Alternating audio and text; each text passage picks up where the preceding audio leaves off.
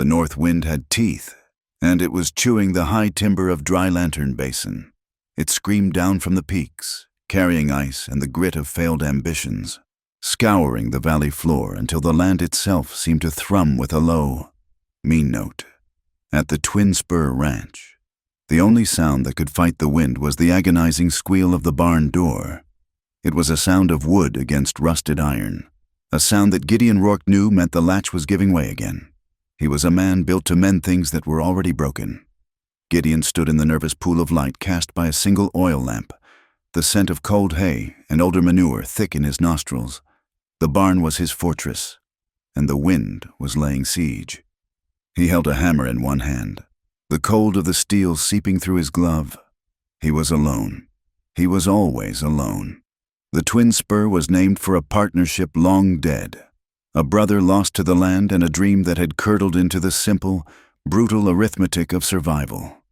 Now, it was just Gideon, the failing fences, and the wind. He set the hammer down and worked the broken latch with his bare hand, his breath pluming white. The wood was split.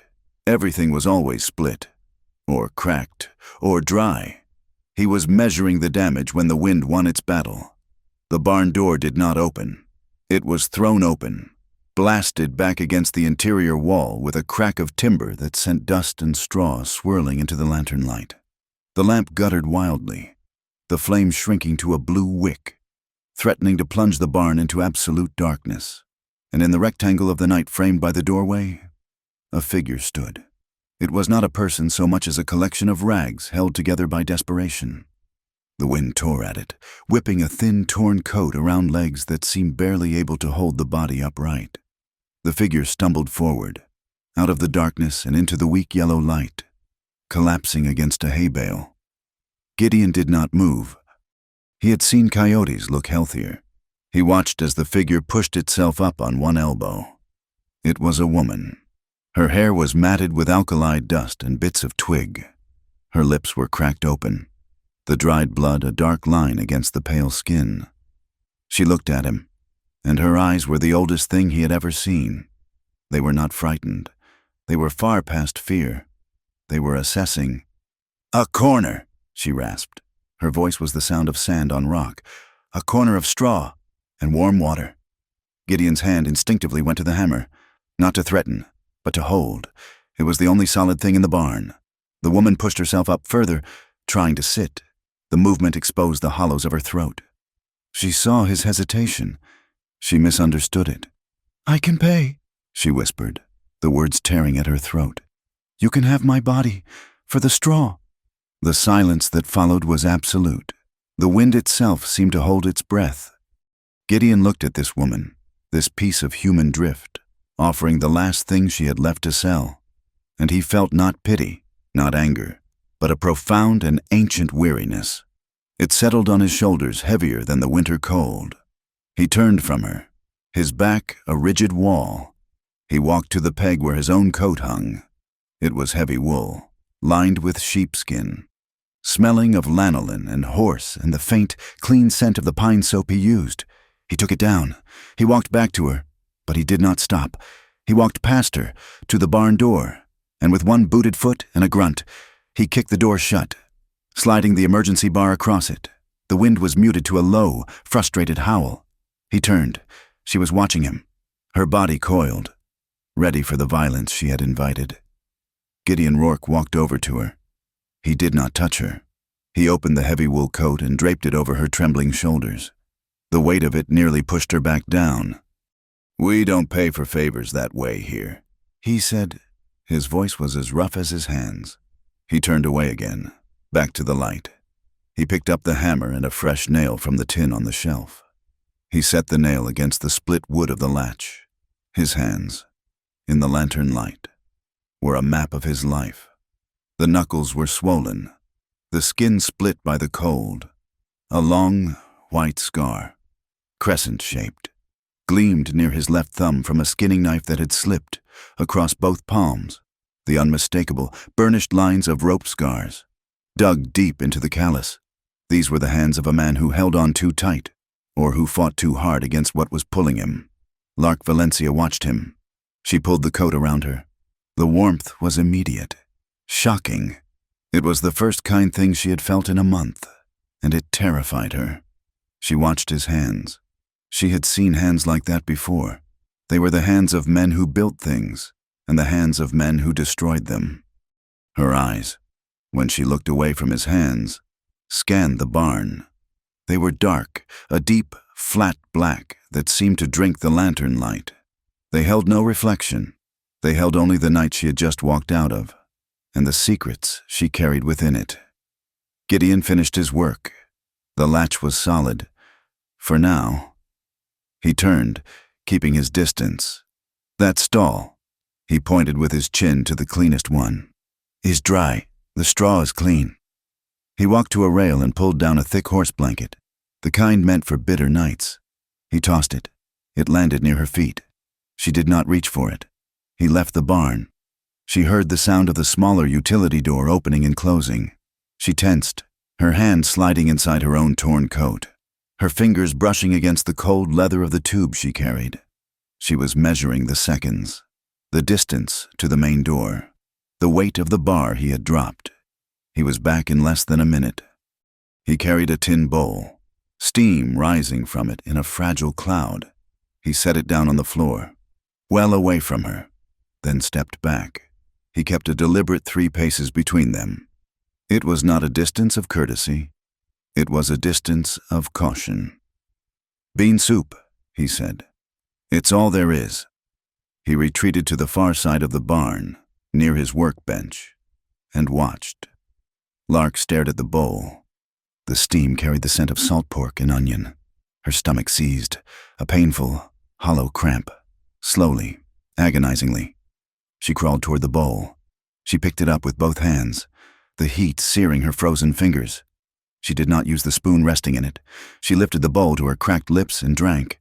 She drank the warmth first, letting the hot liquid cut through the ice in her throat. Only then did she begin to eat, spooning the thick soup and beans into her mouth, chewing mechanically. She ate in silence, but her eyes were working. She was not looking at him. She was looking at the walls of the barn. She was counting the cracks in the timber. She was noting the placement of the tools on his workbench, the pitchfork, the hay hook. She was measuring the rhythm of his breathing against her own. She was a trapper, and this was a new box. She had to know the way out before she could rest. The wind gusted, rattling the roof shingles. The flame in the oil lamp swayed, casting Gideon's shadow long and sharp against the wall. It rose up, a giant of darkness, and for a second it covered her. She flinched, her body lowering over the bowl, protecting it. Then, from the outside world, came 2 sounds. The first was the faint, rhythmic drumming of hoofbeats, far off, carried on the wind from the direction of Kestrel Ford. Not one rider, several, moving fast. The second, cutting through the night from the other direction, was the long, mournful cry of the hoot owl train, its whistle echoing off the canyon walls. At the sound of the train, Lark saw the man's body change. He did not move, but he hardened. The muscle in his jaw jumped, his hands, hanging at his sides, curled into fists. He was staring at the barn door, but he was seeing something else entirely. He was seeing the iron track, and the men who had laid it. He was thinking of his fight with the railroad bosses, the Verity Pike line. They had come through the basin 3 years ago, demanding right-of-way, demanding water. When he refused, the fires had started. Fences cut, hay burned. His brother caught in a mistake with a blasting crew up on Glass Coyote Pass. The railroad had won. The train whistle was the sound of their victory, played twice a night, every night as a reminder. Lark's gaze followed his. He was looking toward the door. Her eyes scanned the wood near the handle, near the new latch he had just fixed. Tacked to the wood, half hidden in the shadow, was a piece of paper. It was official, legal. She could make out the words, Kestrel Ford Banking Trust, and beneath it, the darker, thicker print. Notice of foreclosure. The bank and the railroad were one and the same in this territory. Everyone knew it. She looked at the paper. She looked at the rigid, hateful set of Gideon's shoulders.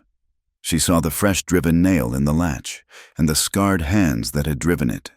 She saw a man pinned down, a man with nothing left to lose but the land itself, a man who hated the railroad, a lure, a tool, a weapon. She finished the soup, scraping the last bean from the bottom of the tin. She set the bowl down softly on the straw. The barn was silent again, save for the wind and the soft shifting of the horses in the adjacent stalls. Gideon turned from the door, his face a mask of cold granite. He saw she was finished. He nodded once, a curt dismissal, and turned back to his workbench, as if to say the transaction was complete. He picked up the hammer, his knuckles white. Lark spoke into the silence. Her voice was stronger now, bolstered by the warmth. He runs them all. Gideon paused. He did not turn. Who?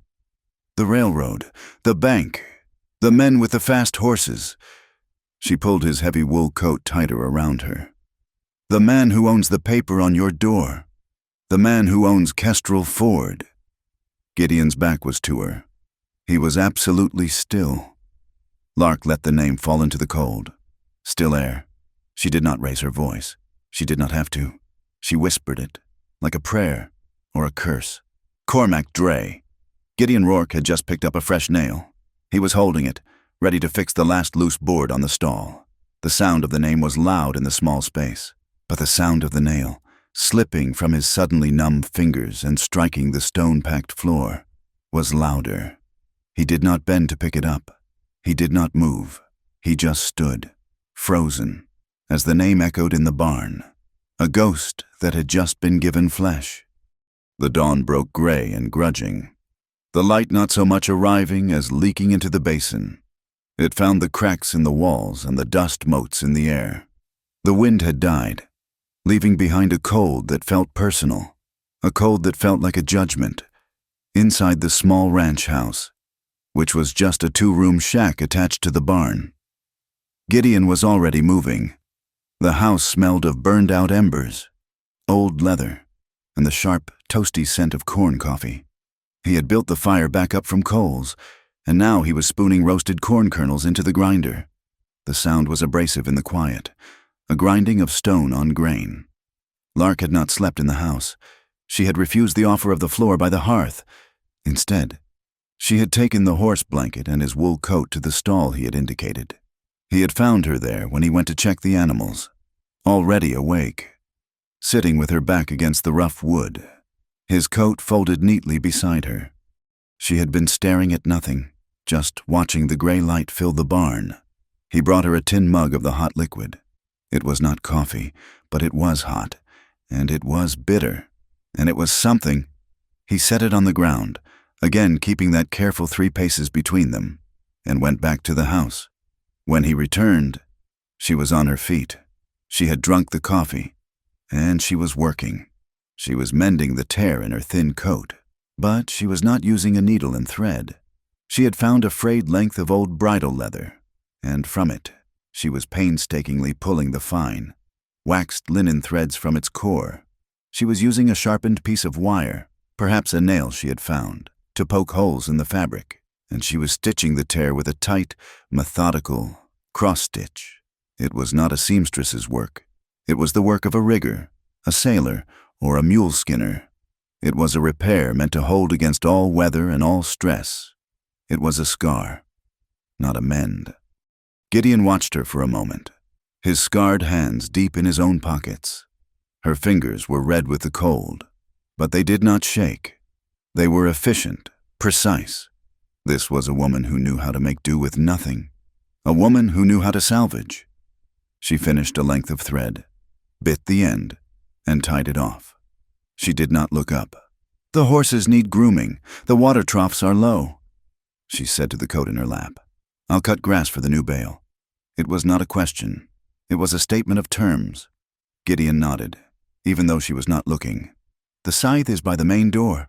Brushes are on the wall." He turned to leave, to start his own day's work. "I am trading labor for that soup," she said, her voice flat. "And for the straw." He stopped, his back to her. "The soup is gone. The straw is just straw. You owe me nothing." "I owe you," she said, and her voice was suddenly sharp, cutting. "I will not be in debt. I will work for my keep." Gideon turned slowly. He looked at her, really looked at her in the clean morning light. The dirt and exhaustion were still there, but so was something else, a spine made of steel. She was not asking for charity. She was refusing it. She was drawing a line, not just between them, but between who she was now and the person she had been forced to be last night. "Fine," Gideon said. "You work, you eat. The rule is 3 paces." She nodded once. The contract was set. He left her to the horses and went to check his fence line, the one the railroad crews had cut for the 3rd time last summer. Lark worked with a starved person's energy, which is to say, with a desperate, focused efficiency. She did not waste a single movement. She groomed the 2 geldings until their coats shone, her hands gentle but firm, checking their hooves for stones, murmuring to them in a low tone that Gideon could not hear. She moved with the easy familiarity of someone who had spent as much time with livestock as with people. Then she took the scythe. She did not hack at the tall, dry grass by the creek bed. She swung the blade in a long, clean arc, her body moving with a rhythm that piled the grass in neat, uniform rows. She was strong, stronger than she looked. Gideon, mending his fence half a mile away, watched her. He had a clear view of the ranch yard. He watched her work for an hour before he was satisfied she was not about to steal a horse and ride off. When she finished the grass, she hauled the water. Then she walked back into the barn, not for shelter, but to find the next task. Her eyes scanned the interior, which was also Gideon's home. The barn led directly to his living quarters. Her gaze passed over the workbench, the clean tools, the sparse cot, and then it stopped on a simple rack built of pegs on the main wall, high and dry. Rested a rifle. It was not a farmer's Winchester. It was not a trapper's Springfield. This was long, heavy, beautifully crafted. It was a Whitworth. A rifle for a man who intended to hit something from a very, very long way away. A rifle for a man who believed in a single, decisive shot. It was also covered in a thick, uniform layer of dust. Lark stared at it. She knew the gun. She knew what it meant. She knew the kind of man who owned one. And she knew what it meant that he let it gather dust. It meant he was retired, or he was grieving, or he was afraid of what his hands could do with it. "Why are you in Dry Lantern?" Gideon's voice came from the house entrance. He had moved silently. He was holding his own empty coffee mug. He had respected her 3 paces, but he was standing at the boundary line. Lark did not turn. She kept her eyes on the rifle. "It's the only basin in this territory with 2 ways out and only 1 man watching the door." "That's not an answer." She turned to face him. The light from the door was behind him, putting his face in shadow. "I am tracking a wolf," she said. "This is coyote country," he replied, his voice flat. "This one," Lark said, "walks on 2 legs, wears a waistcoat, and he's got a taste for land and blood." She took a step toward him, closing the distance to 6 paces. "He travels with a pack of lawyers and paid men, but he is a wolf. He finds your weakness. He corners you, and he eats you alive while you watch." Gideon's expression did not change, but the hand holding the tin mug tightened. The metal groaned in protest. "A wolf needs a name," Gideon said. Lark gave it to him, the same way she had last night, but this time it was not a question. It was an accusation. "Cormac Dre!" She watched his face. Last night, in the dark, she had only heard the nail drop. Now, in the light, she saw the change. It was not a flinch. It was an emptying. The light in his eyes went out. The skin over his cheekbones tightened, as if he had just stepped out of a warm room into a blizzard. He looked, for a second, like a dead man. "He's the agent for the Verity Pike line," Lark continued, her voice a low, steady monotone. She was pressing the wound, testing its depth. "He came to our valley in the east. He offered to buy the farms. When we said no, the river was fouled. When we complained, the granaries burned." She paused, her own breath catching for a second. My brother, Matteo. He was not a fighter. He was a reader. He tried to organize the farmers, to file papers. He was going to take the proof to the territorial judge. She looked down at her own hands, the hands that had just been stitching with linen thread. They found him in the burned granary. Dre called it a tragic accident, an act of a desperate man, but the proof was gone, and Matteo was not burned. Dre's men had held him. They had made him watch it all burn, before they finished. The barn was silent. Gideon had not moved. He looked like he had been carved from the same cold, gray stone as the mountains. When he finally spoke, his voice was unrecognizable. It was a dry rustle, a sound from a deep, hollow place. "Glass Coyote," he said. Lark frowned. "What?" "Glass Coyote Pass. That's where Dre's men were blasting for the new line." Gideon said he was not talking to her. He was talking to the dusty rifle on the wall. "My brother, Micah, he was young, stupid, wanted to be part of something. The railroad was paying $20 a week. Big money." Gideon finally looked at her, and his eyes were pits. Micah was good with horses, not dynamite. He knew it. I knew it. But Dre was there. He clapped Micah on the shoulder, told him he was a pioneer, told him he was building the future. They put him on the blasting crew, in the most dangerous section, the one that had been flagged for instability. Dre needed that pass open by the 1st of May. He had a bet with the bankers in Verity. He promised them a train full of champagne. Gideon walked past her, his boots loud on the wooden floor. He stood under the Whitworth rifle. He did not touch it. There was a cave-in, a misfire. That's what the report said. Tragic accident. But I was there. I was half a mile up, on the ridge, watching through a glass. I saw Dre's foreman. He reset the fuses while Micah's crew was still in the tunnel. He lit the short fuse and ran. It was not a misfire. It was a sacrifice, to save a week's time. He turned to face her. The 3-pace rule was gone. They were standing in the center of the barn, 2 points of a single, terrible triangle. The third point was Dre. "I had him," Gideon whispered, the words ragged. "The foreman. I had him in the sights of this rifle. I could have ended him. I could have ended Dre, who was watching from his buggy, smoking a cigar." "Why didn't you?" Lark's voice was barely audible. "Because Micah was still alive," Gideon said, his voice breaking. "He was trapped. I heard him yelling. If I shot, they would have left him. So I put the rifle down. I ran down the mountain. I begged them. I stood and watched them try to dig him out with shovels, while the foreman laughed and told me the boy was already dead. I stood there. I did nothing. I failed him. He had not died in the blast. He had died over the next 2 days, while Gideon was held at gunpoint, for his own safety, by Dre's men. The 2 lines of pain had met. Lark's raw, sharp need for vengeance. Gideon's cold, dead-end guilt. It was all the same debt, owed to the same man. Lark let the silence hold them for a long time. She was the one who finally broke it. "I need 3 days, she said. Gideon looked at her, his eyes slowly coming back into focus. "For what?" "To rest, to prepare, and then I am going to Kestrel Ford. I am going to find Cormac Dre. You are going to die," Gideon said, flatly. "Matteo is dead. Your brother is dead. I am already dead," she replied. "I am just deciding where to be buried." Gideon looked at this small, fierce woman.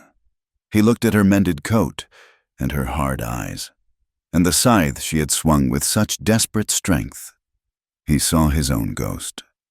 3 days, he said. He walked to the door, into the light. "But the terms have changed. You are not selling your body. You are not selling your sweat." He turned, his face hard. "You are selling this information, 3 days shelter, food, for the name. After that, you walk away from here, and you never come back. This is not your fight." "It is," she hissed, stepping toward him. "This is my ranch," he said, his voice cutting like steel. "My brother, my guilt. You are not welcome in it." He walked out, leaving her alone in the barn. Lark watched him go, his words hanging in the air like frost. "Not your fight," she repeated, her voice mocking. She looked at the Whitworth. She looked at the notice of foreclosure. "You fool," she whispered. "It is the only fight left." Outside, high above the basin, a kettle of crows had begun to circle. They rode the thermals, black specks against the gray sky, turning slow, patient loops over the town of Kestrel Ford. They were waiting. They knew, as the land knew, that something was dying, and they were ready to feast. Lark turned away from the door. She went back to the stall, his wool coat still folded where she had left it. She knelt in the straw. She glanced at the barn door, listening to the sound of Gideon's axe splitting wood in the distance. She dug into the straw, beneath the manger, where the earth was packed hard and cold. Her fingers found a loose stone. She worked it free. Beneath it was a small hollow, and in the hollow was a long, thin tube of oiled leather, sealed with wax. She pulled it out. It was heavy for its size. She checked the seal. It was intact. Inside was a map. Not a map of the territory. A map of Cormac Dre's greed, shipping manifests, bribe ledgers, and a detailed schedule of illegal gold shipments moved under the protection of the Verity Pike Railroad. This was the proof her brother had died for. She held it for a second, the cold leather warming in her hand. Then, with a last glance at the door, she slid the tube back into its hole, replaced the stone, and scattered the straw over it, hiding it completely. She stood up, brushing the dirt from her knees. 3 days. He had given her 3 days. It would be enough. For 2 days. They moved in a tight, silent orbit around each other. The 3-pace rule held, but the ranch was too small, the work too demanding. They were constantly near, never touching, their separate tasks braiding together like the threads Lark had pulled from the bridle. The second morning, Gideon decided it was time to break the young bay colt. The horse was raw muscle and panic, raised wild in the high country. He drove it into the round pen, the animal's eyes rolling white, kicking up dust. Gideon stood by the gate, rope in hand, calculating. Lark was mucking out the stall, but she stopped, leaning on the pitchfork. "He'll fight the loop," she said. Gideon glanced at her. "He'll learn. You're trying to break his spirit. You should be trying to gain his trust." She walked over, set the pitchfork down, and picked up a length of softer rope. "Let me." He stepped back, surprised, but ceded the space. He watched. Lark did not enter the pen. She stood by the fence, coiling the rope. She tied a knot he did not recognize. It was not a cattleman's bowline or a simple slip knot. It was complex, looped, a series of figure eights that formed a running loop, a nautical knot, a knot for securing a spar in a high wind. She began to murmur, the same low tone she used on his geldings. She swung the rope, her arm loose. The horse snorted, watching her, its ears pricked. She did not aim for its head, she aimed for its feet. The loop uncoiled, landed perfectly, and as the horse stepped, she pulled. The knot tightened, then released just as the horse began to panic, never drawing blood, never binding, just a constant, surprising pressure. It took an hour.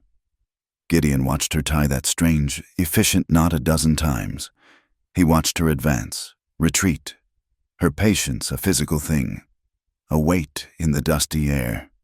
By the end, the horse was standing, trembling, but it was standing, and it let her approach. She was a woman who knew how to trap things without breaking them. "Where did you learn that knot?" he asked, his voice rough. "On a boat," she said, stroking the colt's neck. "Off a coast a long way from here." She looked at him. "Some cages are made of water, some are made of dust." Later, they worked on the main gate. It was a heavy, split-rail thing that was sagging on its hinges. It was also pockmarked with old lead. Gideon pointed to the 3 distinct, deep holes. "Dre's men," he said. "Last year, a warning, After the blasting accident, they worked together to lift the gate free. The wood was heavy, resistant. Their shoulders brushed. Both recoiled. A spark of contact that felt as loud as a gunshot in the cold air. They reset the posts, their breathing falling into the rhythm of the work. The grunt as they lifted. The sharp thud of the post driver. The rasp of the shovel in the hard-baked earth. They were not two people working. They were a single machine, focused on the task. As the sun reached its midpoint, they took a break by the creek. Lark was braiding a new length of that same linen thread she had salvaged, her fingers flying. "What is that?" Gideon asked. "A foot snare," she said. She held it up. It was a small, tight braid, almost beautiful in its precision. "For rabbits. Or men," Gideon said. Recognizing the design, Lark gave him a cool look. A rabbit doesn't know it's in a snare until it's too late. A man usually puts his own foot in it, long before the rope is pulled. She showed him the trigger mechanism, a simple toggle of wood. You press it here, it holds against 900 pounds of pressure. But pull it from the side, here, and it unravels in a second. He studied the mechanics of it. Efficient, deadly, releasable. In return, he found himself leading her to the barn, to the dusty Whitworth on the wall. He did not take it down. He did not have to. "You shoot," he asked. "I can hit a bottle on a post," she said. "This is not a bottle gun." He pointed out the window, toward a jagged rock formation 1,000 yards up the canyon wall. "From here, you're not aiming at the rock. You're aiming at the air 3 feet above it. The wind, it falls off that ridge like water. You have to read the grass. You have to wait for the stillness between the gusts." He was talking about physics, but his voice was full of memory. He was describing the shot he never took. "You feel the trigger," he said, his hands flexing at his sides, as if holding the phantom stock. "You don't pull it. You let your breath out, and on the empty, you think it to fire. The shot should be a surprise. The last thing you feel—" She watched his face, not the rock. She saw the muscle in his jaw, the deep pain in his eyes. This was his confession. Their hands were never still. They were always near the tools of their separate trades. When Lark's hand rested on the handle of the wood axe, Gideon watched her knuckles whiten. When his hand brushed the coiled lariat on his saddle, her eyes followed the movement, calculating the speed of his throw. They were two wolves in a single, small den, their teeth sharp. Their respect for each other's weapons the only thing keeping the peace. The tension was a third person on the ranch. It sat between them at their silent meals. It watched them as they worked. It was in the air they breathed. On the evening of the second day, the sound of a rider came from the town. Gideon stepped onto the porch, his hand on the hunting knife at his belt. It was just Ori Pike, the stable boy from Kestrel Ford, a kid of about 15 who sometimes ran errands for supplies. He was a skinny, nervous boy who looked like he'd been raised on dust and disappointment. "Mr. Rourke," the boy panted, his horse blowing hard. Just bringing the grain order." He handed over a small sack. "And the paper." He also handed over the rumor. "Whole town's buzzing. Mr. Rourke, buzzing like a stepped-on hive." The boy said, his eyes wide. "It's payday for the Verity Pike line. They're moving the strongbox tonight, not on the train, on a wagon." Gideon stilled. "Why a wagon?" "The bridge at 2 Mile Creek is out, washed out yesterday. They have to take the old route, through Arroyo. Marshal Bram Kincaid himself is riding shotgun, with a dozen deputies." Arroyo? A narrow, winding canyon of sandstone. A perfect natural trap. When Gideon's voice was low. "Tonight, they say they'll be at the Arroyo crossing by midnight," the boy said. He looked around, his nervousness growing. "Mr. Rourke, they also say Cormac Dre is in town. He's at the Copper Hen, buying rounds for the whole saloon." Gideon gave the boy a coin. "Get home, Ori. Don't let the dark catch you." The boy nodded, kicked his horse, and was gone, galloping back toward the false lights of the town. Gideon turned and walked back into the barn. Lark was standing in the center, where he had left her. She had heard. Her face was pale, but her eyes were burning. "Tonight," she said. Gideon nodded. "Kincaid is a hired gun with a tin star. He's on Dre's payroll. The dozen deputies will be railroad thugs. They will be protecting the money," Lark said. "It's a fortress on wheels." Gideon said, pacing, "It's suicide." "I don't care about the money," Lark said, her voice sharp. She walked to her stall. She knelt, and for the first time, she revealed her secret. She pulled the stone, reached into the cold earth, and withdrew the oiled leather tube. Gideon watched, his blood turning to ice. She had been hiding this. From him. She walked back to him. The 3-pace rule shattered. Forgotten. She stood directly in front of him and broke the wax seal with her thumbnail. She pulled out a roll of heavy parchment. She spread it on the workbench, knocking over a tin of nails. Gideon stared. It was not just a map. It was a ledger. It was a shipping schedule. "This is not a rumor," Lark said, her finger tracing a line. "This is a confession. Here, the bribes. B. Kincaid. Marshal, $100. Judge Ada Merle, $500. Ada Merle," Gideon breathed. "She's a pillar of the county. She's a post, and Dre's rot is eating her from the inside out," Lark snapped. "And here, the shipments. He's been moving unassayed gold from the northern mines, using the railroad's construction material manifests to hide it. He's stealing from his own company. He's stealing from the government. This is enough to hang him.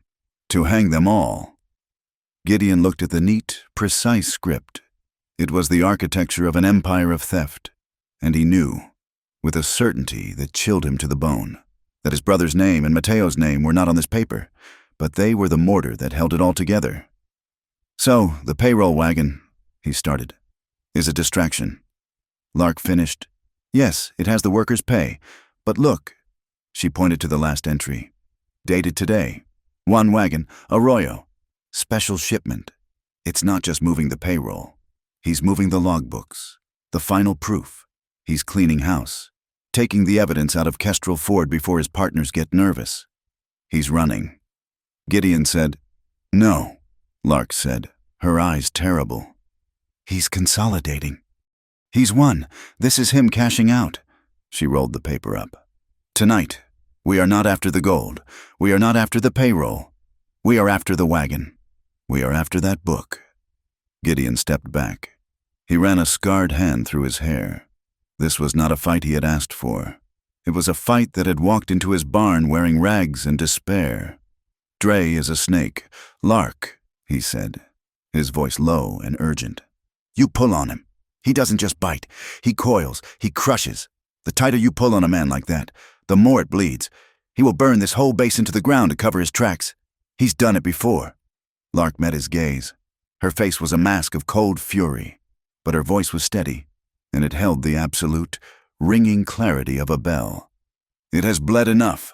My brother, your brother, the farmers, the land. It has all bled enough." She stepped toward him, holding the leather tube like a weapon. "Now, it is time to pull." They stood in the dying light, the silence of the barn, a breathing thing. Gideon looked at the foreclosure notice on his door. He looked at the dusty Whitworth on the wall. He looked at this impossible, broken woman who held the one thing that could burn Cormac Dre to the ground. He had been drowning in his guilt for 2 years. A slow, cold death. She was offering him a fire. It might save him. It would almost certainly burn him alive. He made his choice.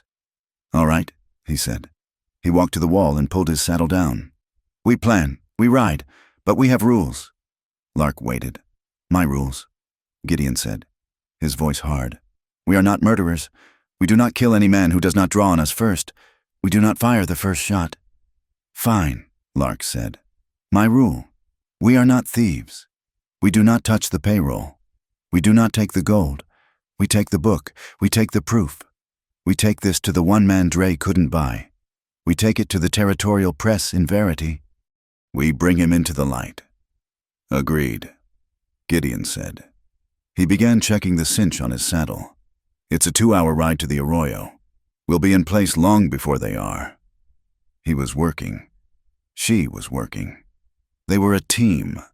And from far, far away, carried on the cold night air from the direction of Kestrel Ford, a sound drifted over the basin. It was not a train. It was not a wolf. It was a single, piercing note from a hunting horn. A signal, high and clear. An impost video on demand. Lark froze. "What is that?" Gideon's head came up. He knew the sound. He had heard it last year, when Dre's men had been hunting a homesteader who had refused to sell. "That," he said, and his voice was suddenly old and tired, "is Ezekiel Thatch, Dre's private hound." He pulled the rifle from its scabbard. Not the Whitworth, the working Winchester. He only blows that horn when he has the scent. Ezekiel Thatch's horn was a promise of violence. The single, hanging note was a declaration that the hunt had begun, and it chilled the air more than the setting sun. Gideon slammed the saddle onto his gelding's back, his movements no longer methodical but short, angry, and efficient. He has the scent, but he doesn't have the trail, not yet. He'll be casting in the dark, trying to find our tracks from town. Lark was throwing a bridle on the other horse. "He's not tracking us, he's tracking him," she said, nodding toward the house. "Ori Pike, the boy. He was nervous. Thatch would have seen that. He'll follow the boy's trail back here." Gideon froze. He had not considered that. He had seen the boy as an errand, not a liability. He had been so focused on Dre. He had missed the hound at his heels. "Then we don't have hours. We have minutes." He grabbed his Winchester, checking the load. Lark secured the leather tube inside her shirt, against her skin. They were ready. They moved to the main barn door. And as Gideon reached for the bar, the world changed. It was not a sound. At first, it was a pressure. The air in the barn became thick, heavy. The horses in their stalls suddenly became frantic, kicking at the wood, snorting in high-pitched terror. "What now?" Lark hissed. "Get away from the door," Gideon commanded. A low, vibrating moan came from the north. It was not the wind they had heard before. This was a different beast. This was the voice of the high desert, and it was angry. The moan became a roar, and the roar became a physical thing. The first gust hit the barn like a solid fist. The entire structure groaned, and a cloud of dust and ancient straw rained down from the rafters. The lantern flame was beaten flat, threatening to extinguish. "Sand squall!" Gideon yelled over the noise. "It's a wall of it." He was no longer opening the door to ride out. He was fighting to keep it shut. The wind found the seams, and a fine, stinging grit sprayed into the barn, instantly filling the air with a choking, brown fog. The horses were screaming. "We can't ride in this! We'll be blind in 10 feet!" Lark shouted, pulling her bandana up over her nose. "We can't stay in here," Gideon roared back, his shoulder pressed against the vibrating door. The bar was bowing. "This door won't hold if the roof goes. We're buried." The sound was deafening. It was not a howl. It was a high-pitched, continuous shriek, the sound of a giant razor being dragged across stone. It was the sound of the world being unmade. "The grain shed," Gideon bellowed, grabbing her arm. This time, the contact was not gentle, not hesitant. It was a lifeline. "It's solid. It'll hold now." He dragged her from the main barn, which was already filling with a swirling vortex of dust and debris, into the smaller, interior room where he kept his seed and grain. It was built of thick 3-inch planking, a strongbox against rats and weather. He threw his weight against the small, heavy door, slamming it shut just as a section of the barn's outer wall gave way with a sound like a cannon shot. Inside the grain shed, the world went from chaos to compression. The sound was still there, but it was muffled, a terrifying, deep thrum that they felt in their bones, in their teeth. The shed was tiny, no more than 7 feet square. It was pitch black. Lark stumbled, and Gideon, right behind her, caught her, his hands on her shoulders. For a second, they were locked together, blind, in the roaring dark. "The lantern," he grunted, his voice strained. He let go of her and fumbled on a shelf. She heard the scrape of a match, its sulphurous pop. The match flared. In its small, desperate light, she saw his face, inches from hers. He was a mask of grit, his eyes wide. He got the lantern lit, the wick catching, and the small, windowless room was filled with a weak, yellow, and deeply precious light. They were breathing the same small pocket of air. It was thick with the clean, dry smell of oats and corn, but already the fine dust was finding its way in, making the air taste of earth. "It'll pass," Gideon said, his voice too loud in the small space. "These squalls, they're fast, but they're mean. An hour, maybe less." Lark nodded, her back against one wall. He was against the other. The space between them was not 3 paces. It was barely 3 feet. They stood in silence, listening to the storm try to tear its way in. The planking beneath their feet vibrated. Lark watched him. He was not looking at her. He was staring at the wall. But his eyes were seeing something else. His shoulders were bunched high, his arms crossed, his scarred hands gripping his own biceps. The wind hit a new pitch. It was a scream, a high-frequency wail that sounded exactly like the mine whistle from Glass Coyote Pass. Gideon flinched. It was not a small movement. His entire body jerked, his shoulders spasming. He squeezed his eyes shut, his jaw clamped so tight the muscle leaped. He was not in the grain shed. He was on the ridge. He was hearing the blast. He was hearing his brother cry out. Lark watched this. She saw this big, capable, granite-hard man suddenly shatter. He was trembling. His breathing was fast, shallow. He was drowning in the sound. She had seen this panic before. In Mateo, when the granary was burning. In herself, when she offered her body for straw. It was the end of the line. She did not think. She did not plan. She closed the 3 feet between them. She reached out and put her hand, the one with the wire-poked fingers, flat on his chest. Gideon's eyes snapped open. They were wild. He looked at her, but he did not see her. "Rourke," she said. Her voice was low, but she pitched it beneath the sound of the wind. "Gideon!" His heart was hammering under her palm, a frantic bird in a cage. "You are not on the pass," she said, her voice firm. "You are in the grain shed. The door is holding. You are at the twin spur." He just stared, his breath hitching. "Breathe," she commanded. "You are breathing too fast. Breathe with me." She put her other hand over her own chest. "In," she said, and she took a deep, slow breath. "Out." He tried. A ragged, torn sound came from his throat. "No, with me." She put her hand back on his chest. "Feel it. In." She pushed slightly as she inhaled. "Out." She let the pressure go as she exhaled. His eyes were locked on hers. He was finally seeing her. "In," she said. He did it. His shoulders dropped an inch. "Out." His breath came out, still shaking. But it was a breath. They stood there, in the tiny, roaring, dusty room for a timeless minute, just breathing. Her hand on his chest, anchoring him to the present, pulling him back from the screaming ghost of the past. The wind still shrieked, but its power over him was broken. The trembling in his shoulders eased. The frantic beat of his heart under her palm slowed, until it was a steady, heavy thud. His hand, one of his scarred, rope-burned hands, came up and covered hers, pressing it tight against his chest. His way of saying thank you. His way of saying don't let go. He started, his voice a cracked whisper. "The sound." "I know," she said. "It's just wind." The lantern light was soft. It carved hollows under his cheekbones and lit the side of her face. It caught the dust motes dancing between them, a tiny, swirling galaxy. It was warm on her throat, where her shirt was unbuttoned at the collar. Gideon looked down. He saw the pulse beating in the hollow of her throat. He saw the place where her skin, protected from the sun and grit, was pale and soft. He saw the shadow her hair cast on her collarbone. He had been alone for so long. He had been a stone, burying his brother, burying his guilt. And this woman had just reached into his chest and held his heart until it remembered how to beat.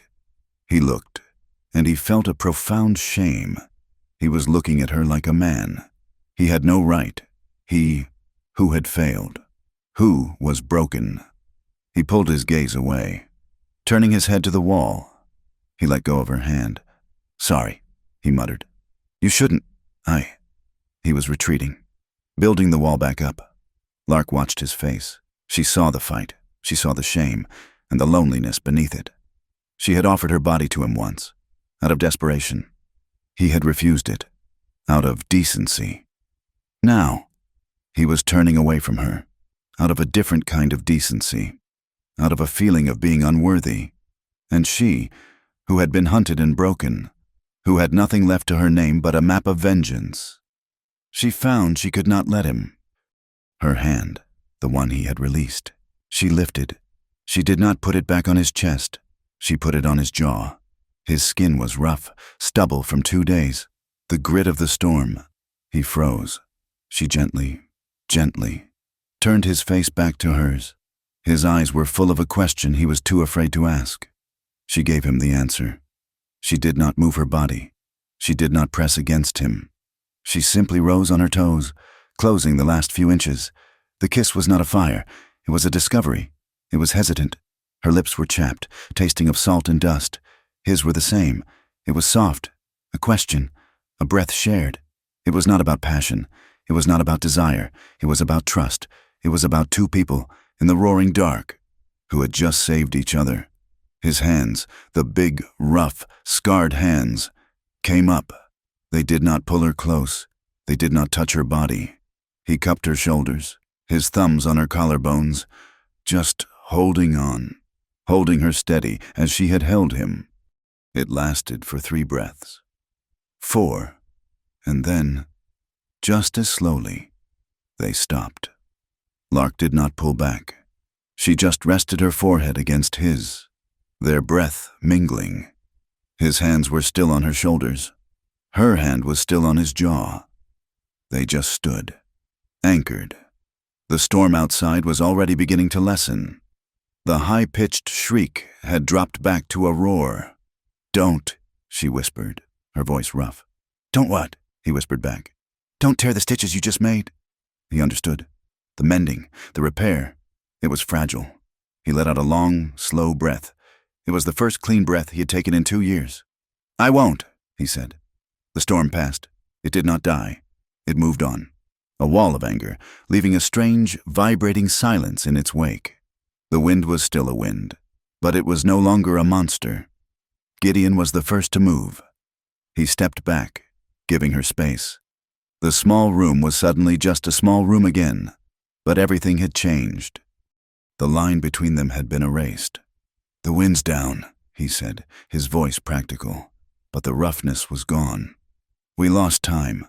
We'll make it up," she said. He opened the shed door. The barn was a wreck. Hay was scattered everywhere. The outer wall had a 3-foot hole in it, but the structure was standing. The horses were wild-eyed, but safe. And the air was clean. The storm had scoured the world, leaving it sharp and cold. "It's night," Lark said, looking at the black rectangle of the doorway. "Fully dark. It'll hold them up, too," Gideon said. "Thatch won't be able to read a track in this. It helps us." They walked to their horses, which were calming now. They did not speak of what had happened in the shed. They did not have to. They finished saddling. Gideon took his neckerchief, a strip of red cotton, from his pocket. He tied it, not around his neck, but around his arm. He tied one knot. Lark, watching him, took her own, a dark blue one. She tied it around her arm. Gideon tied a second knot in his. "I go," he said, the knot pulling tight. Lark tied her second knot. "I fight," she said. Gideon looked her in the eye. He tied the third, final knot. "I return." Lark tied her third. "I return." It was a vow, a new contract. They led the horses to the main door. Gideon cautiously pushed it open. The night was cold and, for a moment, silent. The sand was piled in drifts against the fence. When Gideon looked up, his blood ran cold. The squall had passed. The air was now perfectly, unnaturally clear, and far up on the ridge, exactly where Thatch had been, A single point of light burned. It was not a campfire. It was small, sharp, and it was moving. "He's not watching," Gideon said, his voice flat and deadly. "The storm didn't stop him. It just made him move." The light flickered. Once, twice, a signal. "He's not just tracking. Lark, he's seen us. He's been at the ranch. He saw the light in the shed." The fire on the ridge winked out. The hunter was now in the valley with them. The ride to Arroyo was a silent, frantic passage through a world scoured new by the sand. The squall had wiped the land clean, but it had also made the air biting cold. They rode hard, not speaking, their horses' hooves making a muffled, rhythmic drumming on the damp sand. The 3 knotted bandanas on their arms were dark patches against their shirts. A silent, shared vow. Thatch was behind them. They both knew it. The hunter's signal had been a declaration of presence. He was not a distant threat. He was a shark in the water with them, unseen, but felt. Every gust of wind in the sagebrush, every shadow cast by the quarter moon, was a potential enemy. Gideon led them on a high, winding game trail, a path he knew from his youth, one that kept them off the main road and brought them down into the arroyo from the north, above the main crossing. The arroyo itself was a deep, jagged scar in the earth, 100 feet deep in places, its walls made of sheer, crumbling sandstone. After an hour, he reined in. Lark pulled up beside him. Below them, in the dark, was the crossing. It was a bridge, as Ori had said, but it was a desperate, skeletal thing. Old railroad timbers, lashed together, spanning a 30-foot gap where the arroyo walls narrowed. It was the only way a wagon could cross for 10 miles in either direction. And it was lit. A single bright lantern hung from a post at the far end of the bridge, casting a pool of harsh, yellow light. In that light, they could see the silhouettes of men, 2, maybe 3, on the far bank, huddled around a small fire. 2 more were visible on the bridge itself, walking a slow patrol. The trap was already occupied. "Dre's men, not Kincaid's," Gideon whispered, his voice a low rasp. "They're here to protect the crossing until the wagon arrives." "Where is Kincaid?" Lark murmured, her eyes scanning the dark. As if in answer, a new sound, a different horn. Not Thatch's high, piercing note. This was a brassy, military call. A regulation marshal's bugle. It came from the south, from the direction of Kestrel Ford. One of the men on the bridge answered, lifting his own horn. He blew a short, 2-note reply. "All clear." "Kincaid," Gideon confirmed. "He just changed the signal. He's telling the wagon crew that the crossing is secure." He pointed. "Those men on the bridge, they're the welcoming party." Lark's eyes were fixed on the lantern. "That light, we can't get within 100 yards. It's a stage. A stage needs a curtain," Gideon said. He slowly, carefully, slid the Winchester from its scabbard. He was not taking the dusty Whitworth. This was not a long-distance execution. This was work. "My rule," he said, not to her, but to himself. "No man who hasn't drawn first." "You're not aiming for a man," Lark said, her gaze steady on his. "You're aiming for the hook the lantern hangs on." He looked at her. Her face, in the thin moonlight, was calm. She trusted his skill. The trust was a heavier weight than the rifle. He dismounted, handing her his reins. He didn't climb a rock. He lay flat on his belly on the canyon rim, the rock cold beneath him. He was 150 yards away, a hard shot in the dark with a standard rifle. He found the target, the brass ring of the lantern, swaying in the breeze. He did not think of the wind, as he had explained to her. He did not think of the shot. He let his breath out, emptying his lungs, and in the stillness, he thought the trigger back. The rifle crack was impossibly loud. It slammed against the canyon walls, echoing, a sound that became a dozen shots. Down below, the men yelled in surprise, but they were not yelling about being shot. They were yelling about the dark. The lantern was gone. Gideon had not hit the ring. He had hit the thin wire hook above it. The lantern, its light extinguished by the fall, had plummeted into the blackness of the arroyo. The bridge and the men on it were plunged into absolute, chaotic darkness. "Now," Gideon said, grabbing his reins from Lark. "They'll be blind for 5 minutes." They did not ride. They led their horses, slipping and sliding down the scree slope, their movements masked by the chaos below. The men on the bridge were shouting, cursing, one of them trying to light a match, which the wind instantly snuffed out. By the time their boots hit the flat, sandy bottom of the arroyo, they could hear the new sound, the heavy, grinding rattle of a wagon. Kincaid's party. It was coming. "The bridge," Gideon hissed, pulling her toward the massive timber pilings that supported the structure. "Under it, Thatch will expect us to be on the ridge. He will not expect us to be at the target." They tied their horses in the deep shadow of an overhang. Far from the bridge, they ran, low and fast, to the bridge itself. The wagon was close. They could hear the jingle of harness, the pop of a whip, and Kincaid's voice, booming and impatient. "What in blazes happened to the light, you fools? Get a torch lit." Gideon and Lark pressed themselves into the deep, tar-smelling shadows of the bridge's underpinnings. The wagon rumbled onto the planks above their heads. The entire structure groaned. Dirt and pebbles rained down on them. The wagon stopped, right in the middle. "Hold it!" Kincaid yelled. "I'm not crossing in the pitch dark. One of you, get that torch lit and walk the bridge. I want to see the other side." Above them, men were moving. They heard boots on the wood, and they heard something else. A heavy, metallic clink. Gideon looked at Lark. This was it. "He's making the exchange here," Lark whispered, her eyes wide. "He's not even taking the books to town. He's handing them off." This was the moment. Gideon pointed to the wagon's axle, visible between the planks. "Go!" he breathed. He was the distraction. He hefted a rock the size of his fist. He moved 10 feet away, into the deeper blackness. Lark moved. She was a shadow among shadows. She slid under the wagon, a space of no more than 2 feet, her back scraping the underside. She had the tool, a short, flat pry bar, tapered to a chisel's edge. She found the strongbox, bolted to the wagon bed. She saw the lock. It was a heavy, iron-hasped thing. She jammed the tip of her tool into the seam, just as Gideon had thrown his rock. The rock landed 50 yards down the arroyo, clattering against the canyon wall. "Who's there?" a voice yelled from above. Get a light now!" "It's just a coyote, you idiot!" Another voice snapped. "Hold the torch steady!" Lark used the noise. She pulled a small hammer from her belt and struck the end of her pry bar.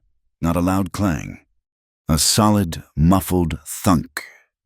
The wood of the box groaned. Thunk. The hasp was bending. Thunk. A shot rang out. It was not Gideon's rifle. It was not a deputy's pistol. It was a high-caliber, heavy-slug rifle. From the ridge, Thatch.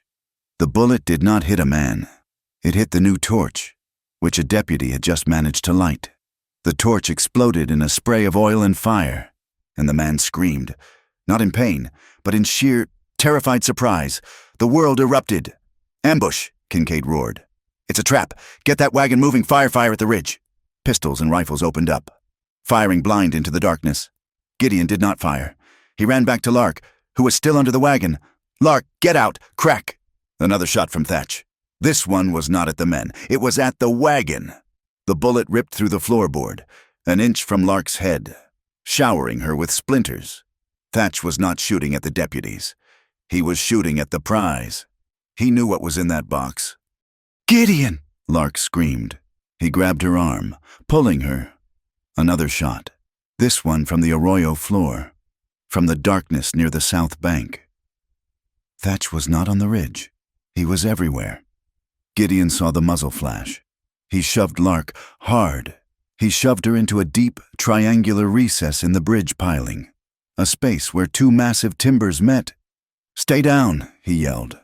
He raised his own rifle and fired, not at the flash, but at the ground 3 feet below it. His rule. He was not a murderer.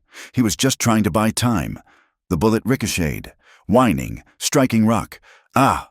A curse from the darkness. He had made Thatch move. Splinters exploded next to Gideon's head. A deputy from the wagon, firing at Gideon's own muzzle flash, had just grazed the piling. The bridge was a death trap. Lark looked at her hand. The pry bar was still in it. The box was still locked. The book was still in there. "The horses!" Gideon yelled, pulling her from the recess. "We have to draw them off." They ran. Above them, Kincaid had gotten the wagon moving, the horses screaming in terror, the wheels thundering over the planks. Half his men were firing at Thatch's shadows. The other half were firing at Gideon's. Lark saw it first. A small canvas sack on the ground, dropped by the wagon team. A bag of feed, or maybe sand for the road. She grabbed it. "Go!" she screamed at Gideon. "Draw, Thatch, I'll take Kincaid." "Lark, no!" She didn't listen. She threw the sandbag with all her might. It sailed through the air and landed on the back of one of the deputy's horses, which was tied to the wagon. The horse, already frantic, reared and snapped its tether. It bolted, galloping madly down the arroyo, back toward town. "They're stealing the horses!" a deputy yelled. Lark was already running, but in the opposite direction, toward their own mounts. Kincaid, hearing the shout, saw her shadow. "There's one," Kincaid roared. "After her, she's the one we want." Kincaid was not a fool. He knew this was not a random robbery. He had been bought by Dre, but he was not loyal. He was just selling his badge. He saw a chance to capture the thief, to be a hero, and to raise his price with Dre. He wheeled his own horse and charged after Lark. 2 deputies behind him. Gideon watched her go. She had split their forces. She had given him a chance. He turned and ran, not to his horse, but up the canyon wall, toward the north, toward the rocks. "There's the other one." It was Thatch's voice, full of gravel and triumph. "He's mine." Thatch wanted Gideon. Gideon had cost him his shot at the box. This was personal.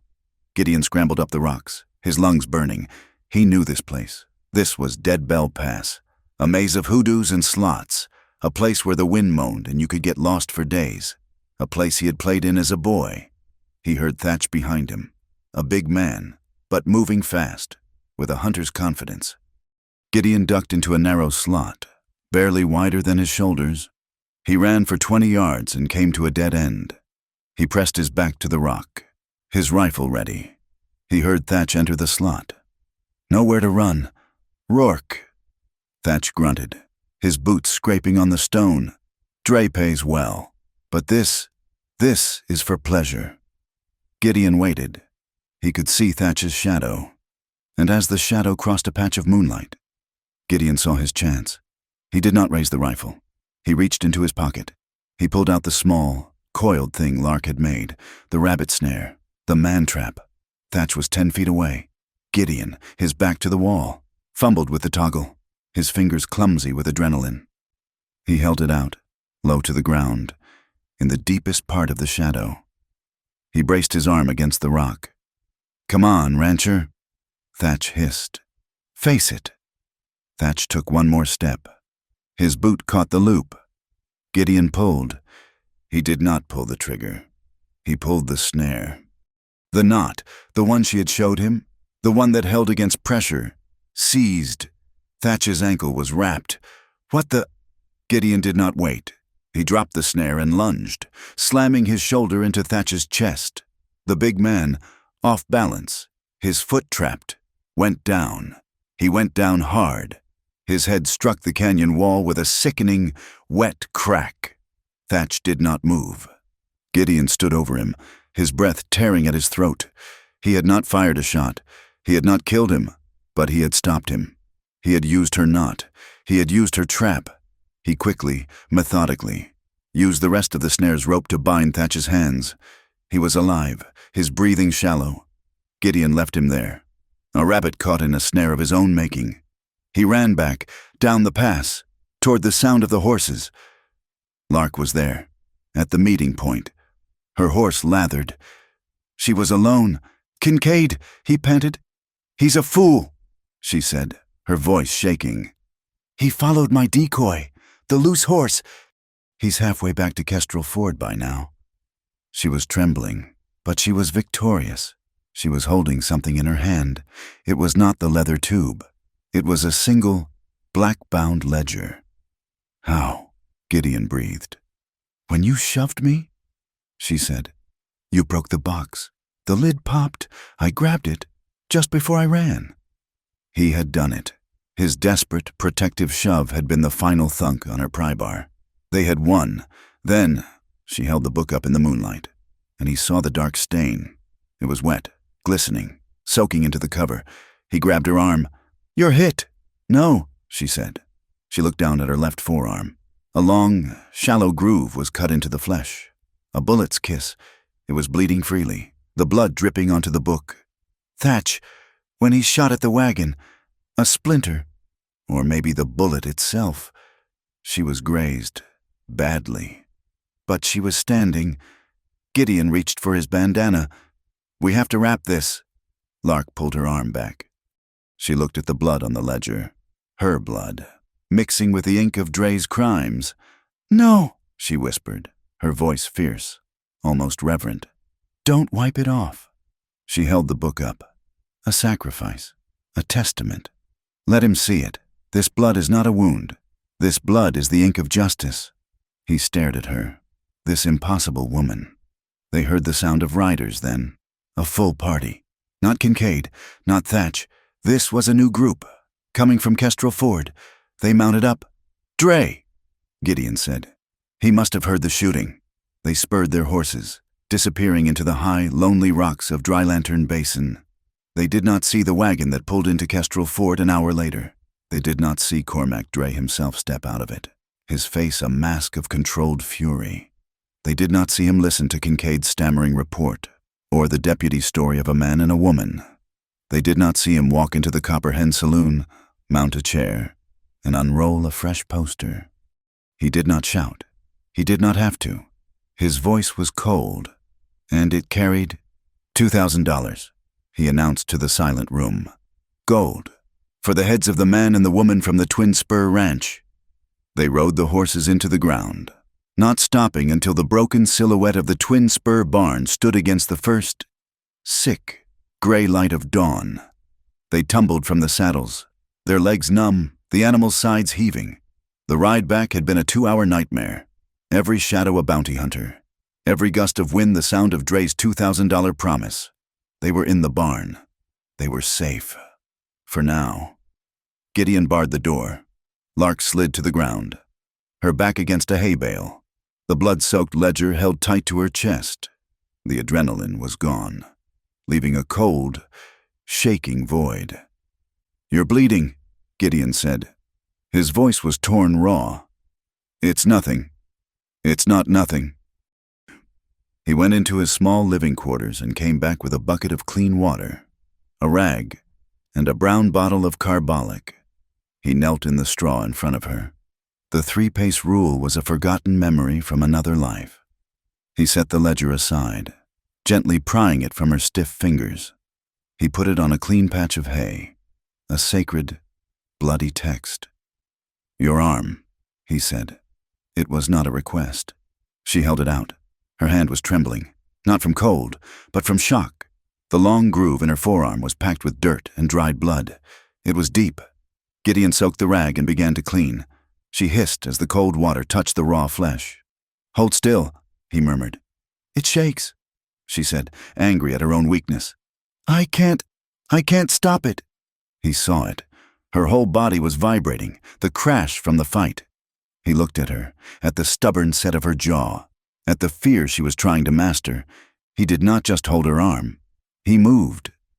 Gideon shifted, kneeling behind her, and pulled her back against his chest. He enveloped her. His body was a solid wall of warmth, caging her, steadying her.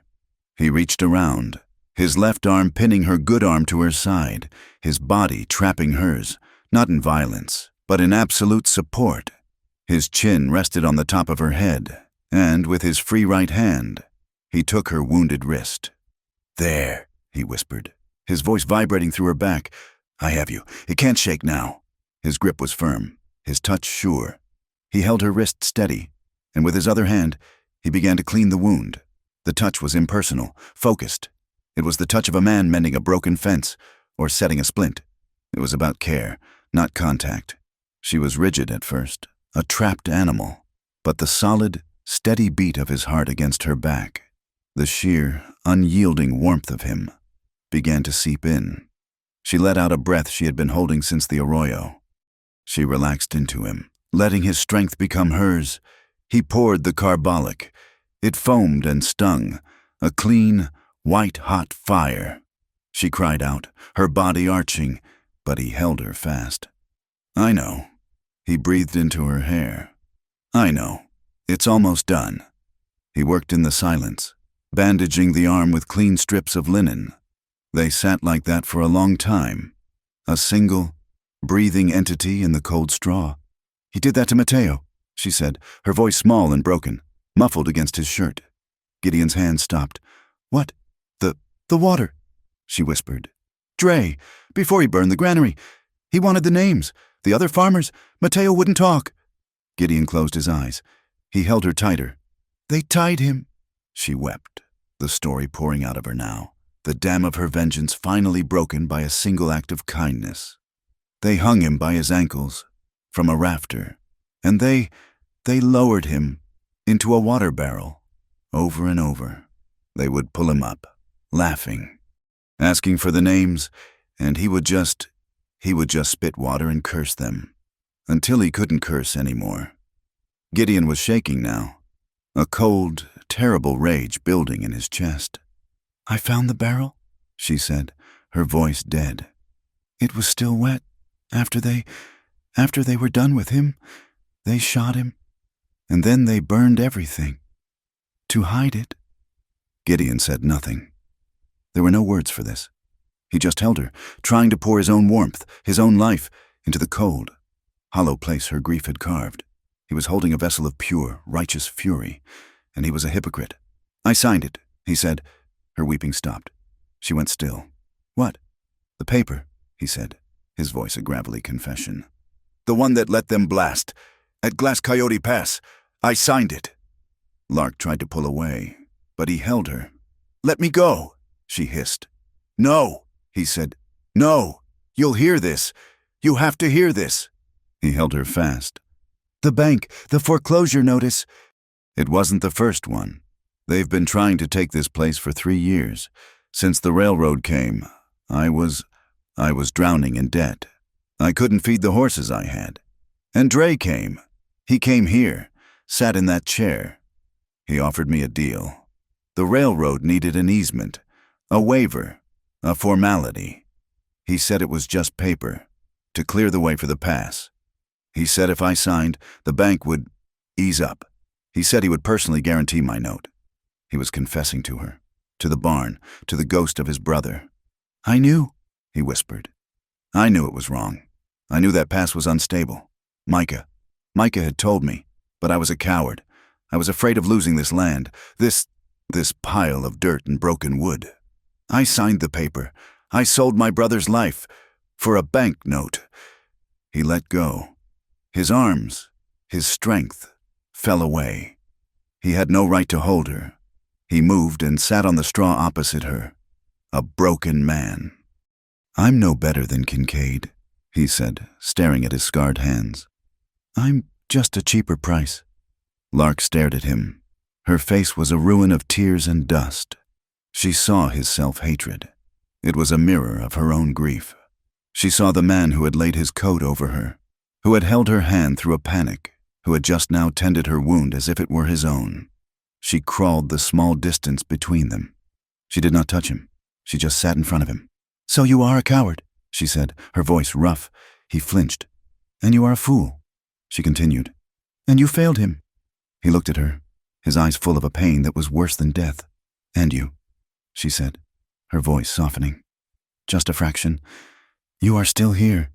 She reached out and put her good hand on his. "Forgiveness," she said, her eyes locked on his, "is not a gift. It is not an absolution you get in a church. It is a long road, and you have to walk it."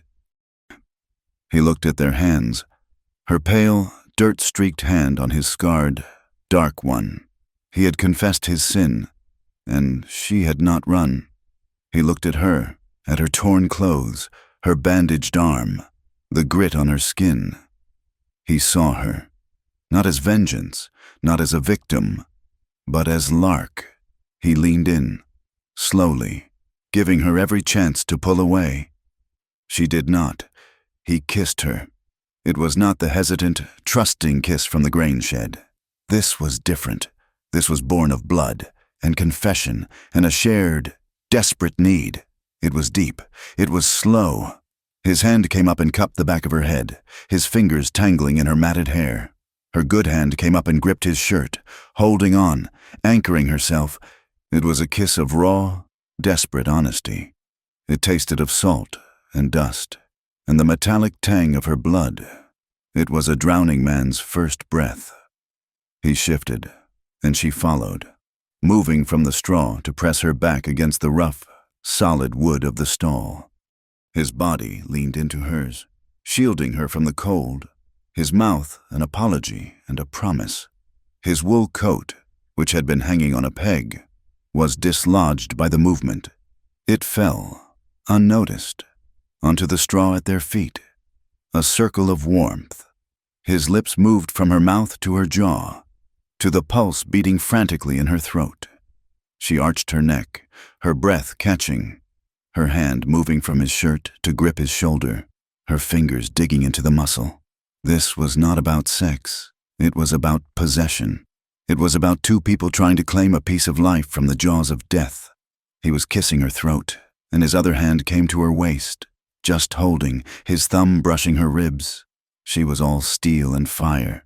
He felt a tremor run through her, and a responding one in himself. And then, they stopped. It was a mutual pause. They stopped as if a bell had rung. They were still pressed together, his lips on her skin, her hand on his shoulder. But the desperation had hit a wall. It was the wall of their own trauma. They were still bleeding. They were still raw. The ghosts of Mateo and Micah were in the barn with them. To go further would be a violation, not of each other, but of the very wounds they had just confessed. Lark let out a shuddering breath. "Gideon," she whispered. A plea, a stop. He understood. He pulled back, slowly. He rested his forehead against hers, just as he had in the grain shed. Their breathing was ragged, their hearts hammering against each other. "I know," he breathed. It's a long road." He had not just been talking about forgiveness. He stayed there for a moment, just breathing her in. Then he pulled away completely. He saw his wool coat on the straw, the one he had first given her. He picked it up. She was sitting against the wall, her eyes closed, her body still trembling. He did not put the coat on the peg.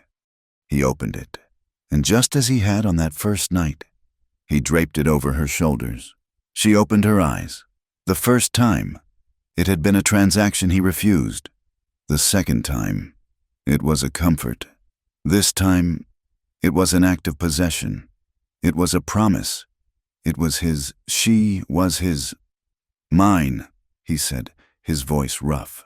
And she knew he meant the coat, and she knew he did not. She pulled it around her, the smell of him, of lanolin and clean pine, enveloping her. "Ours," she corrected, her voice quiet. The bloody ledger lay between them, the paper on which their entire future depended. Lark pointed to it with her bandaged arm. "Dre has $2,000 on our heads. He will not stop. He will burn this place to the ground, with us in it, to get that book." "He'll have to find us first," Gideon said. "He will. He has money, and he has hounds. We have this." She touched the book.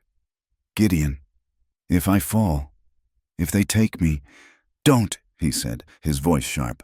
"No, we swear this." "If I fall," she said, her eyes boring into his. "You do not come back for me. You do not stop.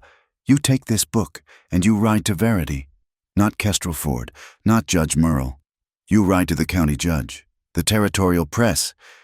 You promise me. And if I fall," he said, his voice a low growl, "you do not stop for me. You ride. You finish this. "I swear," she said. "I swear," he replied. He looked at his rifle.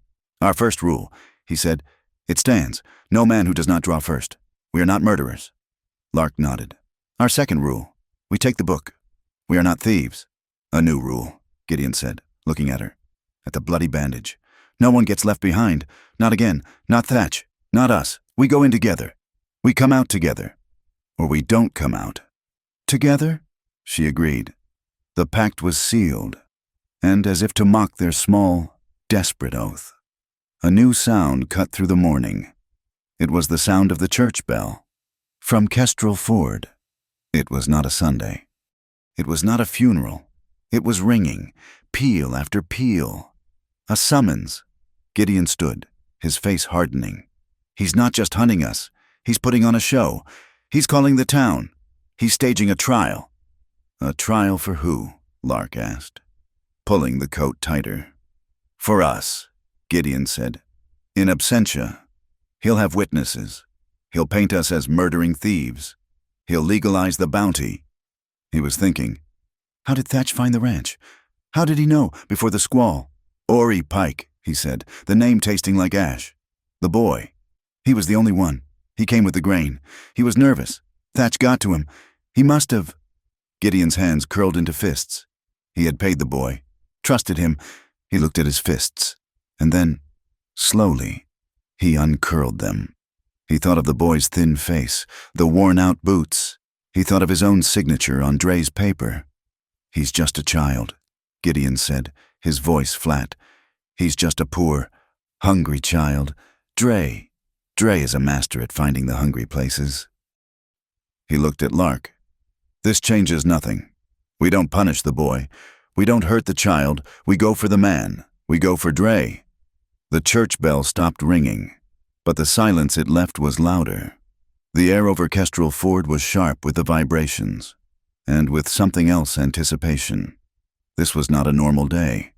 This was a day of judgment. The town was lit up, but not for a celebration. Every lamp was burning in the pre-noon gray, a desperate attempt to chase away the shadows. The main street was a river of mud and crushed sand from the squall, reflecting the nervous lights. From the Copper Hen, the smell of frying fat and stale whiskey was already thick.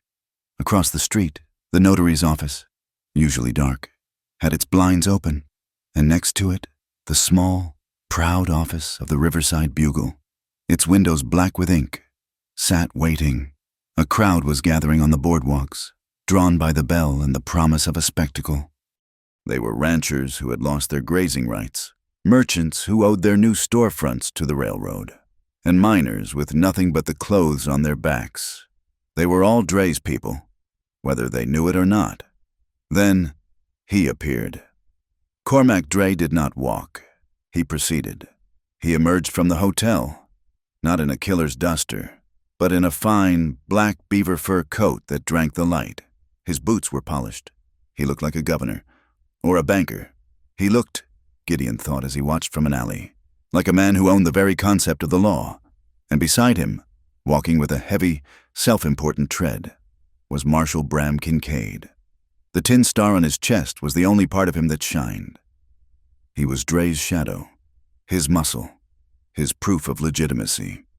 As Dre moved down the boardwalk, the townspeople parted. Men who had cursed his name in private now dipped their heads, tipping their hats. "Morning, Mr. Dre. Marshal." They were half afraid and half desperate for the payroll they believed had been stolen. They needed the hand that fed them, even if it was also the hand that choked them. Gideon and Lark had separated at the edge of town. They were two poles of a single magnet, working in opposition to achieve the same goal. Lark was invisible. She was no longer the woman who had ridden from the arroyo. She was a laundry girl, her hair tucked under a drab bonnet, her bandaged arm hidden by the sleeve of a loose, sackcloth dress. She carried a large, splintered wooden basket, not of clean laundry, but of damp, lye-soaked rags for cleaning. She kept her head down, her pace hurried but unremarkable. She slipped past the deputies guarding the courthouse steps and disappeared into the rear alley, heading for the back door of the town offices. Gideon moved through the crowd. He was a stone in the river, letting the current of nervous townsfolk flow around him. He was not looking for Dre. He was looking for the law Dre had bought. He found her on the steps of the post office, clutching a reticule. Judge Ada Merle. She was not what he had expected from the ledger. She was not a fat, cigar-smoking crony. She was an older woman, thin as a bird, her face a web of worried lines. She looked terrified, caught in the middle of a machine she did not understand. She was watching Dre's procession with a sick, haunted look. Gideon stepped in front of her, blocking her view. She flinched. "Judge Merle," he said, his voice low. I don't know you, sir," she stammered, her eyes darting to Kincaid, who was 100 feet away. "You do," Gideon said. "You're the woman who signed the water rights over to the Verity line last April. You're the one who dismissed the charges against Thatch last summer." Her face went pale. Those were matters of public record, and $500 is a matter of private record," Gideon whispered. She stopped breathing. He had her, but he did not press. He saw the panic in her eyes, the shame. She was a weak woman, not a monster. She was trapped. "He's staging a trial today, Judge," Gideon said, his voice softening just a fraction. "A trial for me. He will ask you to sign a warrant. He will use your good name to legalize a murder." I have no choice," she whispered, her voice cracking. "You always have a choice," Gideon said. He reached into his own pocket and took out a small, simple, brass key, a key to his post office box. "He's staging a show, but the real story is in the paper, the Riverside Bugle. He's made a mistake." He pressed the key into her trembling, gloved hand. "Mailbox 42, for when you are ready to read the truth in private." He was lying. There was nothing in the box. The key was the test. It was a seed of alliance. It was a choice. "If you're afraid," he said, "this key is a burden. If you're angry, it's a weapon. He's fooled you, Ada. He's counting on your fear." He turned and walked away, leaving her staring at the key in her palm. Lark, meanwhile, had found her target. The back door of the Bugle was unlocked. The office was empty. The editor and his boy, no doubt, out front, waiting for Dre's speech. The office was a chaos of ink and paper. But in the center, like a black iron altar, stood the printing press. It was a small, hand-fed model, but it was the voice of the county. Lark worked fast.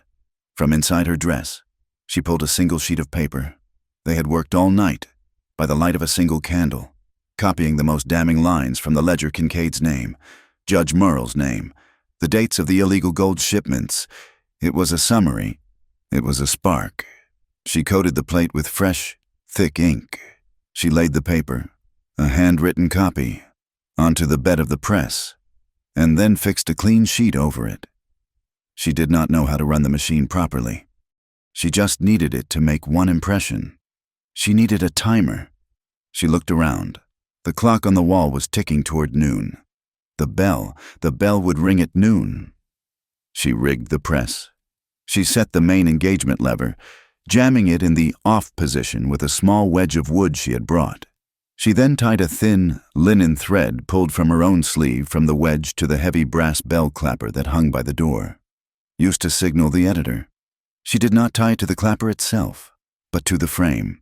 When the church bell rang at noon, the entire building would vibrate. The frame would shake, the wedge would fall, the lever would engage, and the press would turn. Just once, printing their truth. She slipped back out into the alley, her basket of rags on her arm, her heart hammering. On the courthouse steps, the trial began. It was, as Gideon had predicted, a performance. Cormac Dre was not a defendant. He was the star. My friends, my partners. Dre's voice was warm, full of concern. "We have been struck by a terrible blow. Thieves, murderers, have stolen the payroll. They have stolen your wages." A murmur of anger went through the crowd.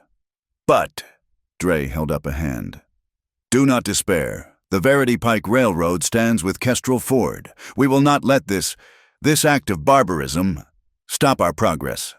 He paused, letting the moment hang. "To show our faith in this town, and in its future, I am personally donating $500 to the new schoolhouse fund." The crowd erupted. Cheers, applause. The men who had been ready to riot were now ready to build him a statue. Lark, watching from the alley, felt a cold sickness rise in her throat. He was using their stolen money to buy the town's love. He was washing his hands in their goodwill. She kept to the shadows, but she was not invisible enough. A figure detached itself from the side of the copper hen. Ezekiel Thatch. He was not in his hunting buckskins. He was in a rumpled town suit, but he looked no less savage. A dirty bandage was wrapped around his head where he had struck the rock. His face was a landscape of purple and yellow bruises. He was not walking. He was hunting. He was not looking at the crowd. He was sniffing the air. He smelled the lie. He smelled the cheap soap, and under it, he smelled the sharp, unmistakable, antiseptic scent of carbolic, the scent of a fresh, clean wound, the scent he had smelled at the arroyo. His eyes, cold and reptilian, scanned the crowd. He saw nothing. He turned his attention to the shadows. He saw the alleyway. He saw the discarded rag basket near the back door of the Bugle. He began to move. Gideon saw him. He was on the other side of the street, watching, guarding Lark's exit. He saw Thatch lock onto the scent, saw him move toward the alley Lark had just entered. He had to intercept. He could not start a gunfight.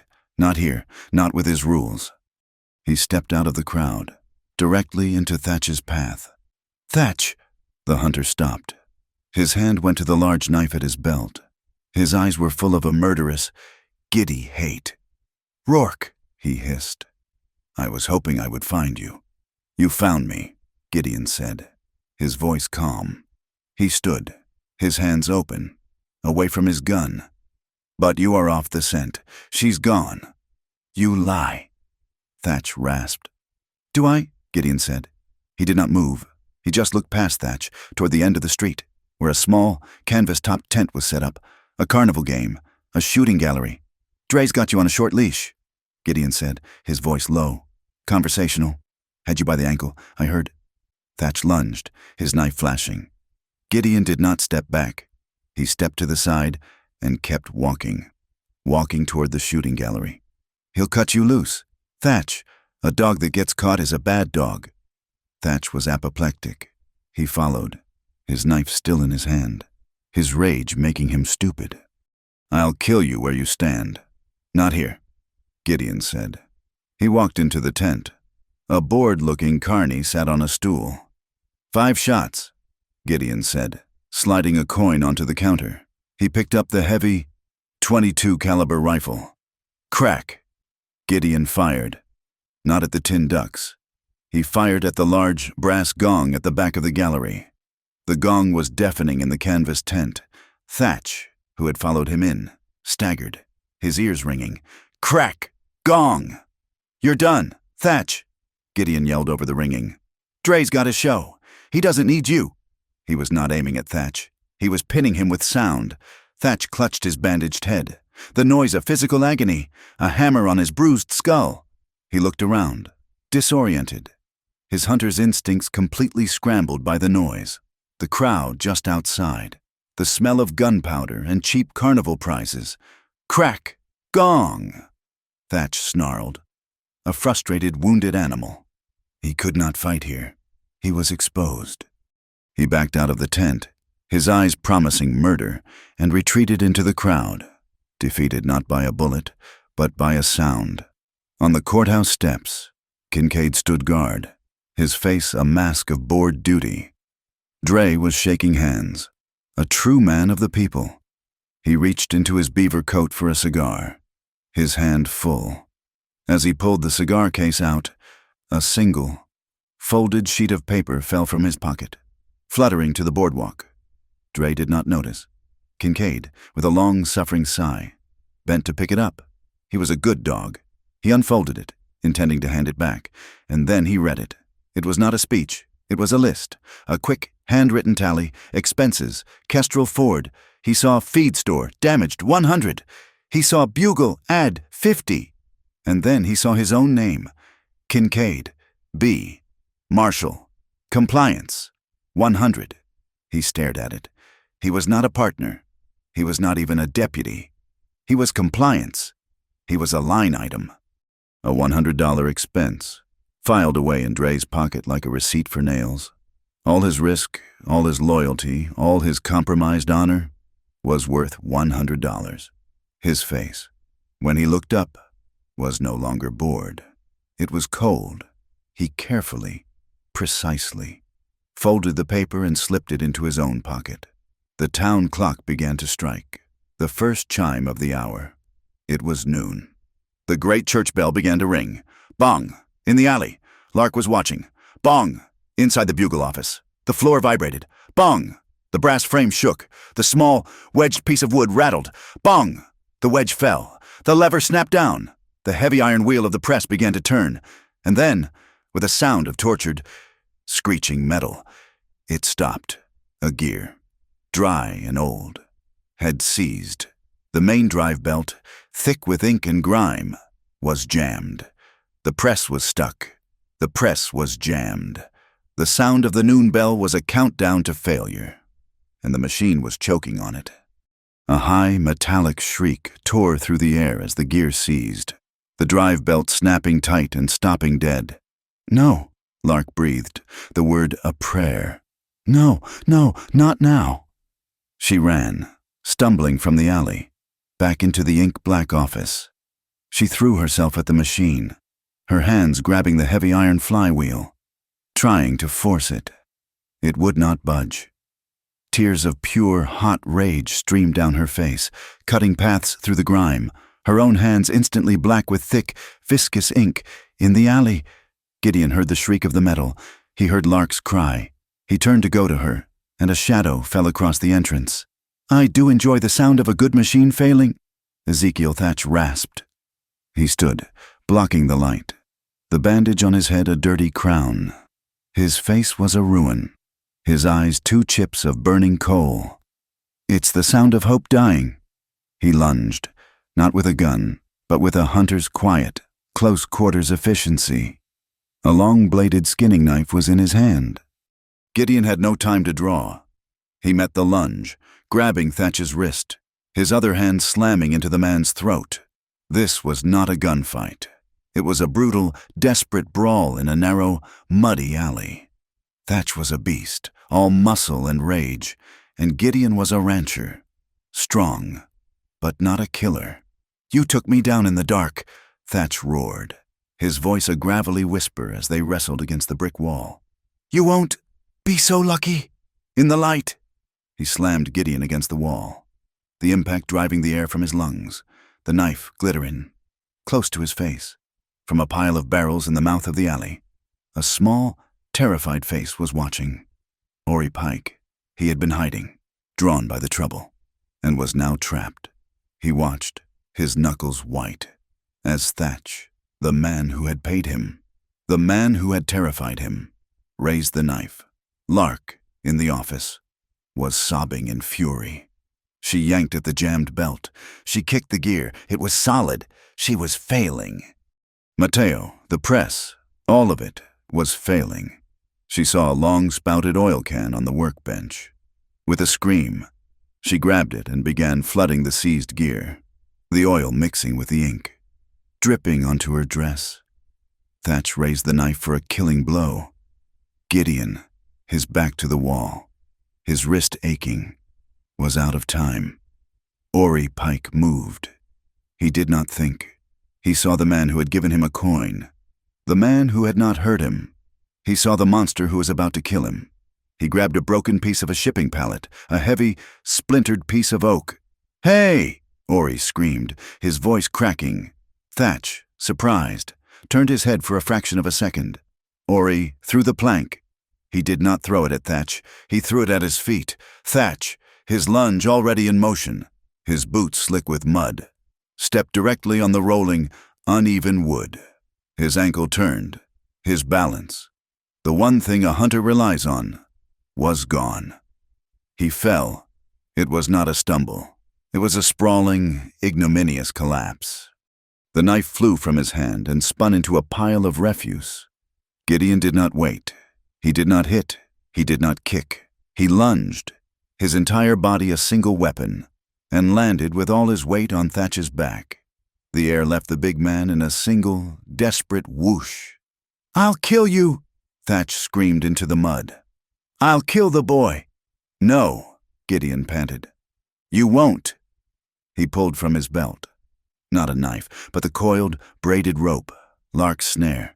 With a grim, efficient fury, he trussed the hunter, binding his hands to his feet, pulling the knot so tight that Thatch screamed in pain. He was not a rabbit. He was a wolf, and he was caught in a trap he did not understand. Gideon left him there, a package of pure rage, and ran from the alley. In the office, Lark, covered in oil and ink, had thrown her entire, desperate weight onto the flywheel. The oil had done its work. With a groan that shook the building, the gear shrieked and turned. Clack thud. The machine engaged. The belt turned. The first sheet of paper, smeared and black, spat out onto the floor. Clack thud. The noon bell was still ringing, and the press was answering. Clack thud. A clean sheet. Clack thud. Another. The sound. The beautiful, mechanical sound of victory. Cut through the noise of the street. The crowd, which had been listening to Dre, turned. What was that noise? Lark burst from the bugle office. She was a vision. She was not a laundress. She was a fury, her face a mask of black ink, her hands dripping, her dress ruined. "Lies!" she screamed, her voice tearing the air. "He is lying to you!" Dre's performance stopped. Kincaid's hand went to his gun. Lark held a stack of the freshly printed, still wet pages. She threw them, a shower of black and white, into the astonished crowd. "This is the truth!" she yelled. People grabbed them. They were confused. A rancher, his spectacles fogged, read the words. "What? What is this, B. Kincaid, Marshal?" $100. He looked at Kincaid. The marshal's face went rigid. Judge Ada Murrell, her hand in her pocket, clutching the key Gideon had given her, pushed through the crowd. Her face was not frightened now. It was white, and it was cold with a terrible, righteous anger. She picked a sheet up from the mud. "He's a liar," Dre bellowed, his voice confident, but his eyes were darting to Kincaid. "She's a crazy woman, a thief." "It says here." Judge Murrell's thin voice cut through the air like a razor. "Land parcel 7B, August 4th, owner, Martha Cole, reassigned for tax delinquency." A woman at the back of the crowd, the one who had been watching in stony silence, let out a sound, a low, animal wail. "My land," she sobbed. "That's my land, he told me. He told me the papers were lost in a fire. He said it was a mistake." The crowd turned. The energy, the adoration from the $500 donation, curdled. It turned from confusion to a low, ugly, rising growl. This, they understood. Dre saw it was lost. His face, his beautiful, controlled mask, cracked.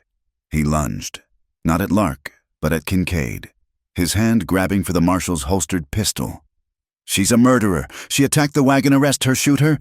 He was trying to get the gun, to silence her, to end this, but Kincaid's hand was faster. Kincaid, who had felt the $100 expense note in his own pocket. He had been a tool. He had been an expense. He drew the pistol himself, but he did not aim it at Lark. He shoved it, hard, into Cormac Dre's pristine beaver coat. He cocked the hammer. The click was the loudest sound in Kestrel Ford. "You!" Kincaid growled, his voice thick with a self-loathing he was now turning outward. "Are the one under arrest. Don't move a muscle." It was at that exact moment that Gideon Rourke emerged from the alley, his hands bloody and smeared with mud. He saw Kincaid's gun on Dre. He saw Lark, covered in ink, standing over the printing press. He thought for one sweet, stupid second that they had won. Dre, his hands slowly rising, saw Gideon, and in that moment of absolute defeat, he found his last, most terrible weapon. He smiled. "Him!" Dre screamed, his voice a triumphant roar, pointing a finger at Gideon. "You'll stand with him. You'll listen to these lies. Ask him, ask Gideon Rourke, the man who signed the paper that let us blast at Glass Coyote Pass. Ask the man who killed his own brother. A new silence, a different, sicker silence. The crowd, which had been ready to lynch Dre, now turned, confused, and looked at Gideon. Rourke, the rancher with the paper, asked, Is that true? Gideon looked at the faces, his neighbors, men he had known his whole life. He looked at Lark, her eyes wide, begging him to deny it. He could lie. He could say Dre was a monster, that it was all a forgery. He uncurled his fists. He held his hands up, open, for all to see. They were stained with ink from the press, blood from the fight, and mud from the alley. They were the hands of a guilty man. Yes, he said.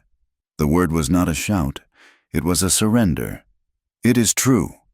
He walked, not to Lark, not to Dre, but into the center of the muddy street, into the space they had all created. I was in debt, he said, his voice quiet, but it carried. The bank, the notice. I was a coward. He offered me a deal. I signed the paper. I sold him the right. He stopped, his throat closing. I heard him, he whispered, the confession tearing out of him. A raw, ragged thing. After the blast, I was on the ridge. I heard Micah. He was alive. He was yelling. For 2 days. I heard him. And I did nothing. I was a coward. I listened to him die. The crowd was stone. This was not a crime they could understand. This was a sin. Gideon Rourke looked at the mud at his feet, and he sank to his knees. He knelt in the street, in front of the entire town, his head bowed. I am not, he choked, asking for forgiveness. I am not a good man. I am not a hero.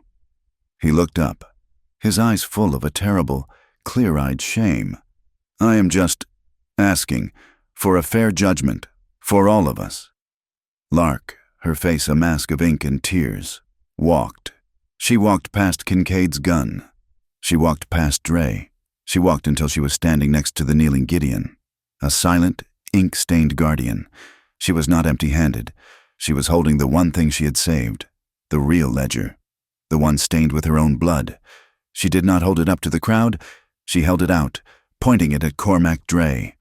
This man, she said, her voice ringing like the noon bell, her hand indicating Gideon, is a sinner.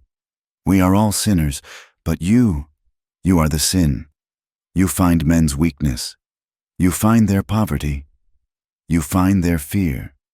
She took a step toward Dre, her eyes burning. You turn their shame into your capital. You mint your coins from our suffering. It was over. Kincaid had his gun. The crowd had the proof. Dre was finished. Dre looked at the kneeling man. He looked at the avenging woman, and he smiled. It was a true, genuine, awful smile. Capital, he said, his voice conversational. You are right. It is all about investment. He reached into his waistcoat pocket. Kincaid tensed. Don't! It's just a lighter, Marshal. Dre said. He was not looking at Kincaid. He was looking at the wooden platform he had just been standing on, the one he had used to promise them a schoolhouse. He flicked the lighter's wheel. A small, almost invisible thread, a fuse, ran from the heel of his boot to the base of the platform. It sparked. The ground rumbled. The earth shook. The fuse sparked. A tiny, malevolent snake. And the ground did not just shake. It punched. Gideon had 1 second. He did not think. He reacted. He was not a savior. He was a shield. He grabbed Lark by the shoulders, not to hold her, but to throw her. He roared, a sound of pure, animal force, and shoved her with all his strength. She tumbled back, away from the kneeling man, away from the platform, crashing into the muddy street just as the world turned white. The blast was a flat, concussive whump of black powder. It was not a fireball. It was a wall of force and acrid, white smoke. The wooden platform Dre had stood on vaporized, its planks becoming 1,000 missiles. The crowd screamed, not in pain, but in sheer, deafening panic, scrambling, falling over each other to escape. The front of the church, its doors and windows, blew inward. and the bell tower, the stone structure that held the great iron bell, lurched. High above, the bell, its supports shattered, tore free from its ancient moorings. It did not fall. It swung, a wild 3-ton pendulum, and then began to tip, groaning, ready to crash through the damaged roof and onto the steps where Judge Merle and others were trying to crawl to safety. "The bell!" a man screamed. Cormac Dre was already gone, a shadow vanishing into the white. Choking smoke, Gideon was on his feet, his ears ringing, his eyes fixed on Lark. She was pushing herself up, ink-stained, muddy, but alive. Bram Kincaid was the only one who saw the second danger. He was not a good man, but he was, in his bones, a man of action. He saw the bell, and he saw, at the base of the tower, a second, sputtering fuse, Dre's final insurance policy, meant to bring the whole tower down. He did not go after Dre. He did not check on the crowd. He ran, his pistol still in his hand, toward the church. He saw the fuse burning. 2 seconds from the charge, he lunged, not with his gun, but with his knife. He sliced the fuse. He stomped the sparking end into the mud. High above, the great bell gave one last, terrible groan. It swung, hit the edge of the broken cradle, and then it stopped. It hung, a captured, silent monster, at a sickening, impossible angle. But it did not fall. Kincaid, breathing hard, his face pale, had bought his small piece of redemption. The smoke began to clear. The street was a wreck of splintered wood, panicked citizens, and the screaming of the wounded. Lark, on her knees, saw it. Gideon, the boy! The blast had torn the porch from the Riverside Bugle. A heavy timber, part of the roof, had collapsed into the alley, and under it, pinned, his face white with terror, was Ori Pike. He had been creeping out, drawn by the drama, and had been caught. Gideon was already scanning for Dre, his eyes wild. "He's gone! He's going for the shed!" "We don't leave the boy," Lark screamed. It was their rule. No harm to children. She ran, her bandaged arm held tight to her chest, and began to claw at the wreckage. "Ori!" "Hold on!" The boy was crying, his leg trapped. Gideon cursed, torn. He ran to Lark's side. "I can't lift it," she cried, her hand slipping on the splintered wood. Gideon put his shoulder to the beam. He did not lift. He pushed. With the groan of a man lifting his entire past, he shoved the beam. Just 6 inches. Just enough. Now. Lark grabbed Ori under the arms and dragged him free, his leg bloody, but not crushed. "Go!" Lark said to the terrified boy. "Get to the doctor. Run!" Ori scrambled away. Gideon was already moving, his eyes on the livery stable at the end of the street. "He's going to burn the ledgers. All of them. Together," Lark said, falling into a limping run beside him. Dre was fast. He had used the smoke. He was already at the livery. He ignored the horses. He ran up the outside stairs, 2 at a time, heading for the high loft. "The wind bridge!" Gideon yelled. It was a narrow, high walkway, 30 feet in the air, connecting the hayloft of the livery to the grain warehouse across the alley. It was a fast way to move feed, and a perfect, high-ground escape route. They bolted up the stairs after him. They burst out onto the walkway. The wind was a physical thing up here, whistling, tugging at their clothes. The entire muddy, chaotic town was spread out below them, and in the middle of the bridge, Dre stood. He was cornered. His beaver coat was torn, his face black with soot. He was no longer a governor. He was a rat. He held the stack of original ledgers, the ones from the wagon shed, in his arms, and in his hand he held a silver lighter. "One more step." "Rourke," he screamed, his voice thin in the wind. "One step, and I burn it all, your proof, your justice, your brother's name. All of it. It all turns to ash." Gideon stopped. He was 10 feet away. Lark was right behind him. "You're right," Lark said, her voice not a shout, but a clear, carrying bell. She stepped out from behind Gideon. She was holding her own book, the single bloody ledger from the arroyo. "We don't need to burn them, Cormac," she said, her voice cutting through the wind. "We just need to read them." Dre's eyes widened. Lark opened the book. She held it high. Her voice rang out. Not in rage, but with the cold, clear finality of a judge passing sentence. August 9th, she read, her voice carrying down to the silent, watching crowd. To the Verity Inspector, $50. To approve faulty track. Lies, Dre screamed, fumbling with his lighter. September 1st, Lark's voice grew stronger. Expense for foreman. Glass Coyote Pass, $200. Bonus for silencing crew. A new, ugly sound came from Gideon. A sound of pure, awful understanding.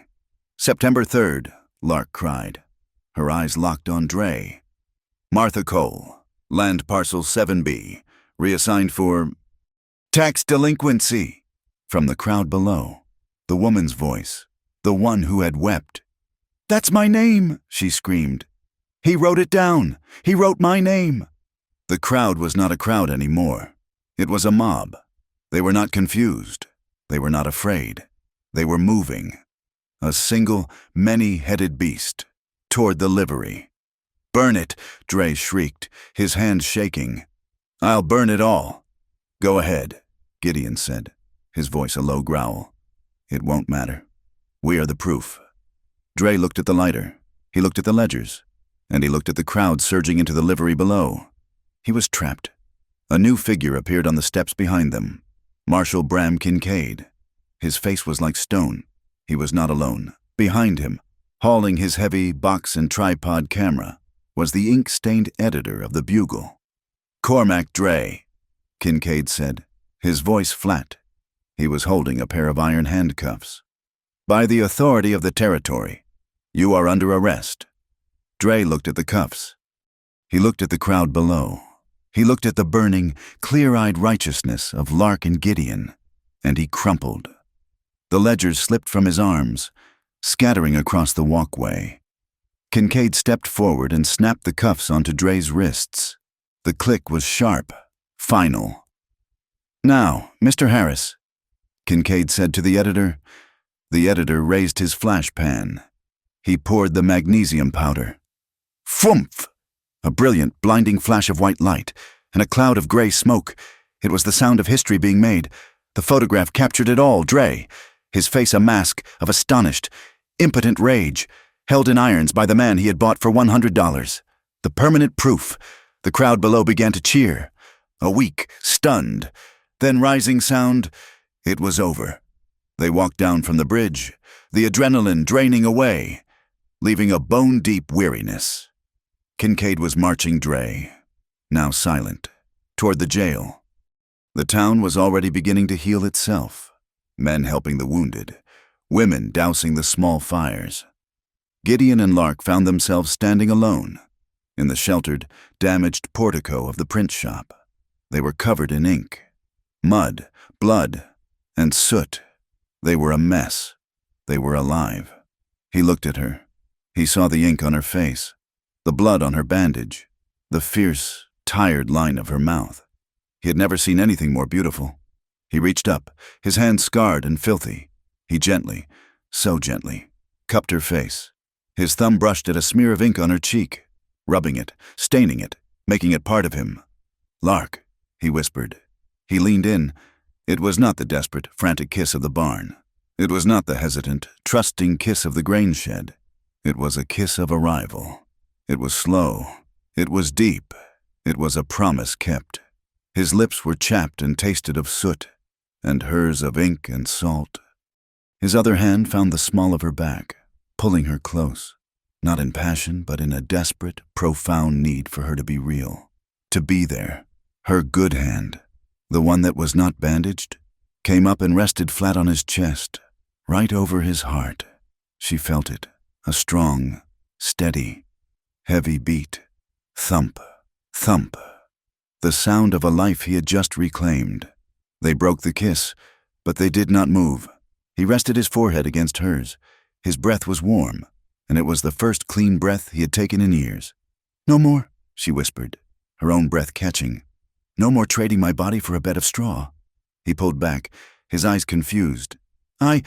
We trade, she said, her eyes, clear and steady, locking with his. We trade our loneliness For each other. A sound rumbled in Gideon's chest. It was a strange, rough, unfamiliar thing. It was a laugh. It was a broken, rusty, beautiful laugh.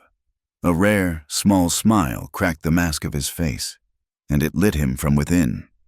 "And we trade our shame," he said, his voice thick with an emotion he did not know how to name. "We trade it for a new road." He was about to kiss her again. The world was new. The future was a blank, clean page. Gideon Rourke. The voice was sharp, dry, and clean. It was not from Kestrel Ford. A man in a city suit, a derby hat in his hand, was standing there. He had pushed through the crowd, his face a mask of professional disapproval. He was holding a legal-looking paper. "Mr. Gideon Rourke," he repeated. "I am from the Banking and Trust, in Verity." Gideon and Lark looked at each other. The new road had just hit its first toll. "Your donation to the schoolhouse, while admirable, does not, in fact, cover the principal of your defaulted note," the man said, reading from the paper. "The bank is calling it. We will be foreclosing on the Twin Spur property." He looked at Gideon, his eyes cold and final. "You have 30 days. 30 days. The words had hung in the air. A new kind of sentence, a banker's noose. But Kestrel Ford, a town that had just been torn apart by a lie and then sewn back together by a confession, was not the same place it had been that morning. 1 month later, the trial of Cormac Dre was the talk of the territory. It was held in Verity, in a packed, sweating courtroom. Lark and Gideon sat in the front row. They did not have to testify. The ledgers, stained with Lark's blood and Dre's ink, spoke for them, one by one. Farmers and merchants, and even a shamed Judge Murrell, took the stand. They built a cage of testimony, bar by bar. Dre, in his prisoner's grays, his beaver coat long gone, never lost his look of cold, calculating arrogance. Not even when the judge sentenced him to 20 years at hard labor for corruption, fraud, and incitement to violence. Bram Kincaid was next. He stood before the court, no longer a marshal, just a man in a rumpled suit. He offered no defense. He did not speak of the list in his pocket or the bell he had saved. He just accepted the judgment. His badge was stripped, his guns taken, and he was given 24 hours to be out of the county. He was exiled. A man without a star, without a master, for the first time in his life. He walked out of the courtroom, his back straight, and did not look back. But the real trial had already happened. In the pages of the Riverside Bugle, the day after the explosion, the editor had run the photograph, the one taken with the magnesium flash. It was a stark, brutal, beautiful image. It took up the entire front page. It showed Dre, cuffed, his face a mask of rage. It showed Kincaid, his hand on the cuffs, his face a stone. But the focus, the thing that drew every eye, was the kneeling man and the ink-stained woman beside him. The editor, in a fit of inspiration, had not written a headline about Dre's capture. He had written one, in thick black letters, under the image of Gideon. It said, "A man chooses to live right." That photograph, and that headline, had saved the Twin Spur. The townsfolk, who had heard Gideon's confession, who had seen his public shame, did not see a sinner. They saw a mirror. They saw a man who had fallen and had, at the last, refused to stay down. They saw their own compromises, their own fears, their own small, silent signatures on Dre's ledgers. Martha Cole, the woman who had lost her land, was the first. She had walked into the bank in Kestrel Ford, not with a complaint, but with a petition. It was a single sheet of paper, asking the Verity Bank to restructure the note on the Twin Spur. "It is not a ranch," the petition read. "It is a community asset. It is a symbol of our new start." She had signed it. Then the editor signed it. Then, after a long, silent moment, Judge Ada Murrell, her hand steady, signed it. By the end of the day, there were 200 signatures. The bank, faced with the unified, organized power of a town it could no longer bully, had a choice. It could foreclose and own a single, hated piece of land, or it could invest in the entire, Recovering Valley. The man from Verity, the same one who had delivered the notice, arrived at the ranch a week later, his hat in his hand. He did not present a foreclosure. He presented a plan, a common fund, to be paid into by the town, a labor trade agreement. The bank, in the end, was a creature of capital, and it had recognized a new, more powerful one, the will of the people. The twin spur was safe. Life settled into a new, strange, and quiet rhythm. The sound of a hammer was no longer the sound of a desperate man mending a broken latch. It was the sound of a man building a new life. Gideon found Ori Pike 3 days after the trial. The boy was sweeping out the livery, his leg in a splint. He flinched when he saw Gideon, his eyes wide with the fear of a long-overdue punishment. Gideon just looked at him. He did not yell. He did not accuse. "A man who can throw a plank like that," Gideon said, his voice quiet, "has a good arm, but he's got a better eye. You saw the moment." Ori just stared. "I'm mending my tack." Gideon said, "My saddle's old. The stitching is shot. I need a hand that's quick, and an eye that's true." He turned. "I'm starting tomorrow. Be there, at dawn." Ori was there, and Gideon began the slow, patient work of teaching. He taught the boy how to treat leather, how to pull a waxed thread, how to set a rivet so it would hold against 1,000 pounds of pressure. They sat in the sun, the smell of tanned leather and oil rich in the air. You're not mad at me," Ori finally whispered, his fingers fumbling with an awl. "I was mad," Gideon said, not looking up from his work. "I was furious.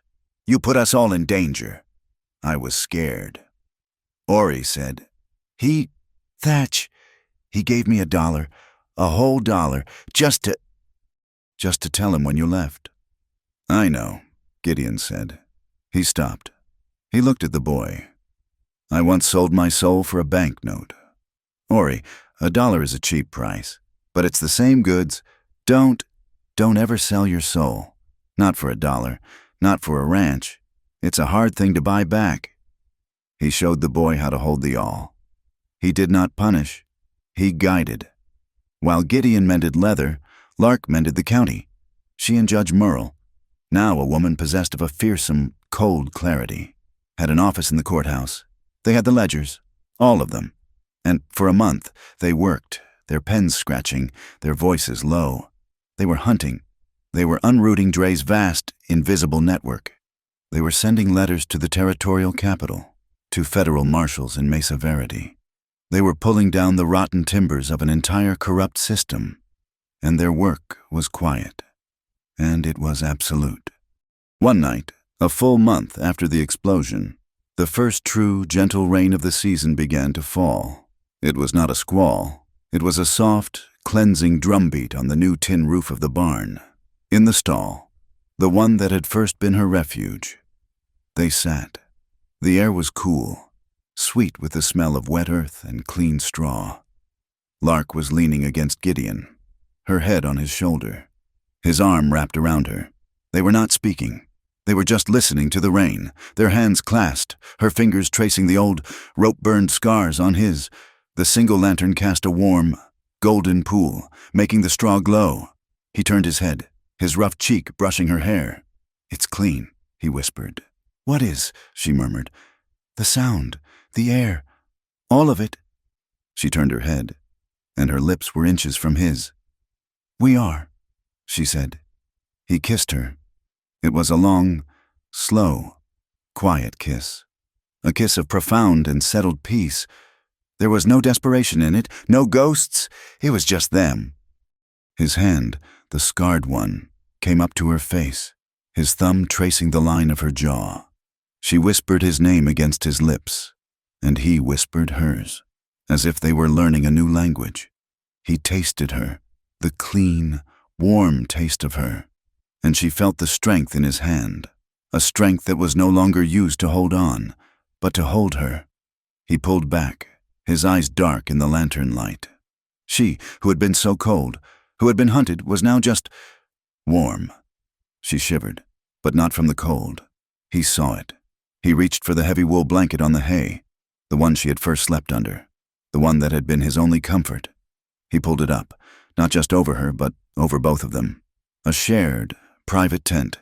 He pulled her closer, and she went, settling against him. Her bandaged arm, the scar now a clean, white line resting on his chest. He kissed her forehead. He kissed her eyelids. He kissed the scar. A gentle, reverent act. She sighed, her breath warm against his throat. The camera of the mind would not push closer. It would pull back. It would leave them in their circle of light, a tangle of limbs and wool and shared, quiet breath. It would leave them to the sound of the rain and the safety of the night, a scene of absolute and safe intimacy. The next morning, Lark was up before him when Gideon came into the barn, his hair still wet from washing. He stopped, hanging by the main door. On a new strong peg was his heavy wool coat. It was not hanging to be used. It was not drying. It was hung, brushed clean, its lines straight. It was a symbol. It was the coat he had covered her with, the one that had fallen in their first, desperate kiss.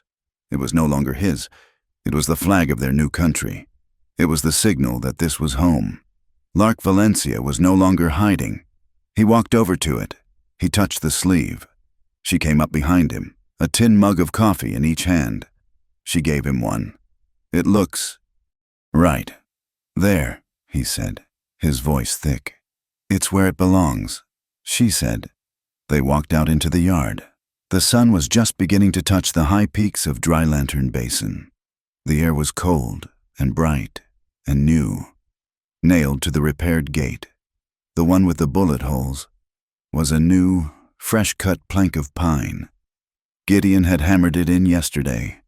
Lark had painted the letters, her hand. Once so good with a snare, now steady with a brush. It did not say Twin Spur Ranch. It said, Twin Spur Cooperative who works, shares. They stood, drinking their coffee, the steam rising, a mirror of their shared breath in the cold. Gideon looked at the sign, and then he looked at her. Lark turned, and she caught his gaze. The sun was rising, and it was in her eyes. She smiled. It was not the tight, hard, survival smile he had seen before. It was a real, true, and open smile. It lit her face. And Gideon Rourke, a man who had forgotten how, a man whose guilt had been a mask, met her gaze. His own eyes, which had been so dead, so haunted, were clear. They were not just alive, they were peaceful. He did not smile back. He just looked, and in that look, she saw the promise. She saw the new road. She saw the man who had knelt and had found the strength to stand up. Not just for himself, but for her. The sun crested the ridge, and it poured liquid gold into Dry Lantern Basin. It was a new day, and they, together, were finally ready to learn how to live, not just how to survive. Thank you for listening to this story. We would love to know where you are tuning in from. Drop a comment below to share your thoughts and say hello. Please consider subscribing to Wild West Stories 1850 like this video, and give it a boost by hitting the hype button, so more folks can hear this tale.